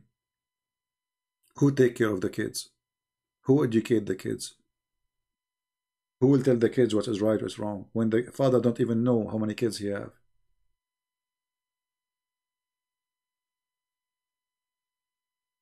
Right? Somebody saying he is looking for debate between me and Sheikh Uthman. Well, Sheikh Uthman is a potato coward anyway, my friend. Your Sheikh Uthman, he agree that Muhammad is not from the Abrahamic faith, and your Sheikh is not a Sheikh anyway. I mean, this guy is a Sheikh. Go watch my videos exposing his lies. When your Sheikh, he says, he said the truth, and now from now on I will support him. He said that Muhammad was not Abrahamic. Watch and laugh. He doesn't know who Gabriel is, right? He doesn't know who Gabriel is. But I mean, again, he doesn't know who Gabriel is, right? Because he didn't come from an Abrahamic faith. The people of Mecca were pagan. Quran is mentioned. If this book, did you hear it? This is your Sheikh Uthman. So if this guy, he speak to me for a second, he already accepted that Muhammad is nothing but a pagan person. The funny is the Muslim, they're saying, I would like to see debate face to face. What face to face would do? Here we go. One of my fan, he got him busted. This is not a Christian prince. He made him shish kebab, and he made him agree. And the funny is the Christian saying, listen, I like what in this guy, he said this thing. Listen. He doesn't know who Gabriel is, right? Because he didn't come from an Abrahamic faith. The people of Mecca were pagan. Quran is mentioned. So Muhammad did not know the Abrahamic faith. He is not from Abrahamic faith. He did not know who is Jibreel. So who is Muhammad? He is nothing but a pagan. This is your Sheikh. Do even this guy even dare to talk to me? So all the Muslims scam about Muhammad is Abrahamic, destroyed by the Abdul. He do not know what Abrahamic faith. He is not from the Abrahamic faith. He do not know who is Jibreel. Why? Because the Arab, they were pagan. But I mean, again, he doesn't know who Gabriel is, right? Because he didn't come from an Abrahamic faith. The people of Mecca were pagan. Quran is mentioned.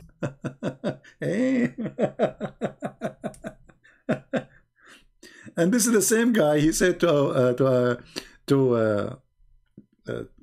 a Christian, the prophet, he did free, married the Copt, and he honored her, and he married her. And I made a video about it. Everybody is laughing. Every single Muslim agree, and even I played videos for sheikhs from his country saying that Muhammad, he did not marry the Copt. It's a lie. This is the guy you are mentioning to me. You are just an idiot. Yeah, keep waiting for such a debate. Will never happen because you have a female burqa, you know. You have a female burqa who will never dare to talk to me. Never. All of those, they have the same excuse. You see them in YouTube. We will debate him only face to face because they are running away from debating me. How come they debate David Wood in the internet, in YouTube? Anthony Roger, many people. How come with me only face to face? How come apostate prophet, nobody says to him face to face? Why only me? Because simply they have to bring an excuse. All of them, they share the one thing. Face to face, excuse. Well, my friend, I am your God, Allah, worship me, and you cannot see my face. Deal with it. Your God, Allah, He is a person. I don't want to say I am Allah, because Allah is not good as I am. I have to admit. And I am a sinner, but I am not that filthy like Allah. But look what Allah, He says.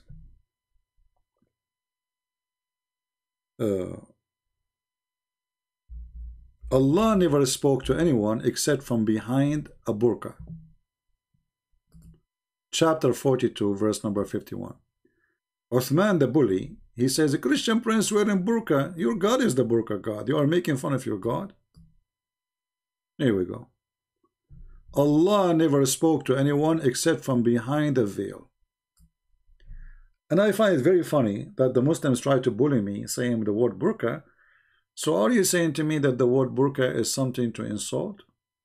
Okay. For Mimi Hijab, his last name is burqa. This is his last name. And your God Allah, he is wearing a burqa. Is your God Allah female? Why Allah speaking from behind a veil? Any Muslim can tell us? He's naked? He's wearing short? Why is that from behind a veil? Secondly, are you saying to me that the veil can stop the light of Allah? Any Muslim can explain the veil? How the light of Allah can be hidden by a curtain? How the curtain can stop the light of Allah? Whatever this veil is, it's hiding Allah.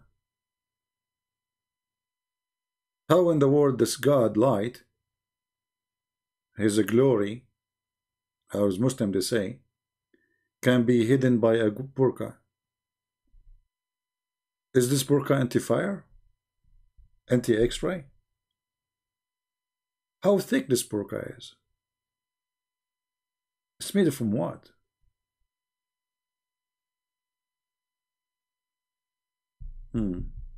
That's the question. Muslim will never go for it. So you will notice always the Muslim, they try to bully anyone. He is a terrifying person for them. And actually even the one who is not, they try to bully them. But because bully doesn't work with me, and I laugh at it.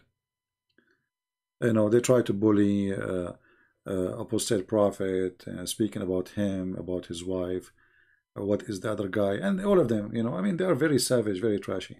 Remember one thing, when you fight this religion, you have to be strong.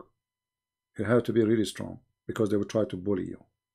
So if you are a person who can be infected by bullying, don't go in that direction. You have to be a person who don't care what they say. Walk straight and keep your head up. Let the dogs bark. Dogs are dogs. You cannot make them lions. Lions, they don't do bullying.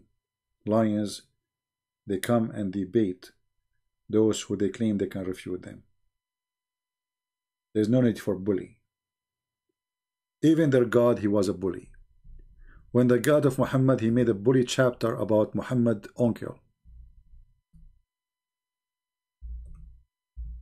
There's a chapter about it. Imagine. Bully. Have you ever heard of a God saying, hey, the wife of Abu Lahab, she will carry a load from wood? Like, what is that? The bully God? This is the chapter. It's not even 5 verses, if we can call it verse. Oh, Parash Abu Lahab, and Parash what he owned, his wealth is not going to give him, and he will belong in a flaming fire, and his wife, she carry a wood carrier, and she have in her neck a necklace from A fiber palm fruit, what is that? Bully? Did you ask yourself, why does God, the one who created the universe, he put his head down to the head of Abu Lahab? So if I was exist in the time of Muhammad, Allah will make a chapter for me?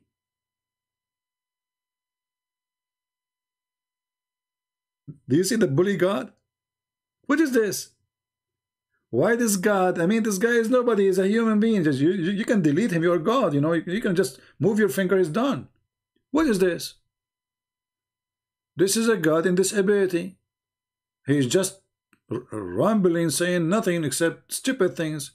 His wife, she will carry wood, and she have a fiber from palm tree necklace. What does that mean? Refute them, debate them if you want. Prove them wrong if you want. And instead of making a drama, make a miracle for Muhammad so they can see he's a prophet.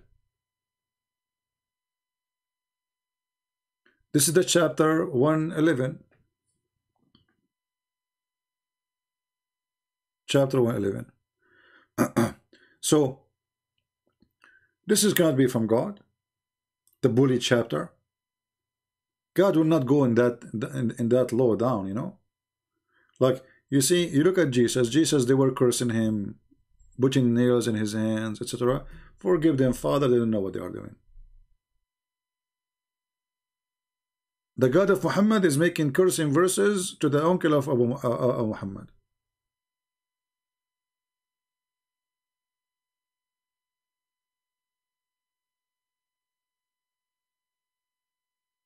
And the funny, it says, the Quran says that Allah, He stopped anyone from making fun of Muhammad. But did He?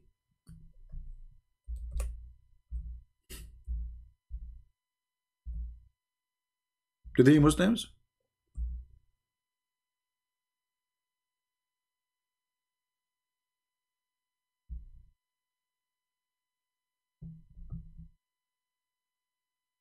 We defend thee. This is the first translation, by the way. It says, we defend thee from those who they make fun of you, Muhammad. Did Muhammad have Allah defending him now? Did Allah defend Muhammad in his time? Change the translator. You will find a new translation.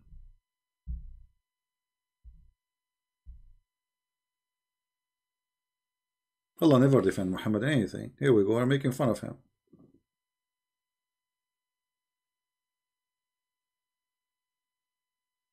Right? Allah never stopped people from laughing at Muhammad. And He cannot do that. If this God is true, well, keep your promise.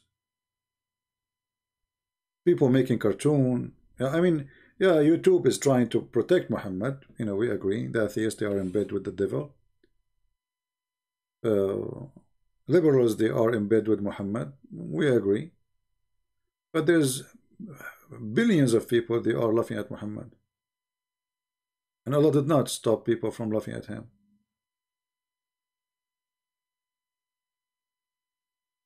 And the word here in Arabic, inna kafaynaka, which means we stop, that's it. Nobody can do that to you.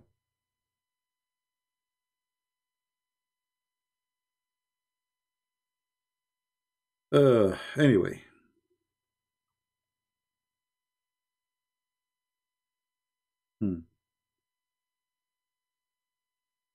Let us stop here, otherwise this is in this. So please take a note, again, that we are not going to go live in the other account. Tell your friends that for now we will be in the Arabian Prophet for a certain time. And again and again and again, I remind you, if we ever lose any accounts here, Arabian Prophet, Christian Prince, it doesn't matter. We will go live in air again. And always you can go to my page in Patreon to find out where I'm going to be live. The beach, because as you see, you know, I mean, always when I receive, you know, like when I get like 100,000 subscriber, 70,000, 80,000, they make me lose the account. Otherwise, by now I should have like millions of subscribers, literally millions. But because they are evil, You know, they think they can make me give up, make me like, oh, I lost my account after all. Who care? What I care for, that I will go live and I will teach. And actually, you know, if I don't have an opportunity to go live, then I will write books. Muslims, which one you will like? Me writing books or going live? Trust me, my books will be more horrible because they will be more professional. So, live or not, still we are going to make Muhammad, put him in his place. We will show everybody how he is. So anyway, if we lose an account, please remember, you go to Patreon and you see the last link I posted for coming live. That will be the link I'm going to. It's not really necessarily to be here, or the name of the account is not important. What is important is I will be live, you join. All right. So I love you all, and I want to say thank you all for being here, and I will see you soon again. Christ is Lord. Islam is a scam, and we believe it to be true, for it is true. The Lord is our Savior, and the devil Muhammad will never be able to stop us from following the Messiah. A person who have no ethic, a person who have no dignity, a person who have no God, a person, even the Muslims agree that he was not Abrahamic. He do not know even what the faith of Abraham, and the Quran confirmed that. Why in the world anyone want to follow such an evil person? He claimed that he is going to have sex with Mary, the mother of Jesus. Any person who respects himself for a second will not even say such a word. What kind of a person he want to have sex with the wife or the sister of Pharaoh, or the sister of Noah? What's wrong with this guy? He is evil. He is the devil. He want to be God to be worshipped. He changed his name from Qatham to Muhammad, the praised one, for he's trying to erase Jesus from your life. He is trying to replace God, the true God, by him. The filthy Muhammad, he claimed that he is a servant of God, but in reality, he is the one who wants people to worship him. And this is what happened to the Muslims. They claim that Muhammad is a servant of God, but if you insult their God, they don't go angry. If you insult Muhammad, they eat you alive. They are possessed with the devil Muhammad. And we are here to free them from his possession. Thank you. God bless you, and see you soon again. Take care.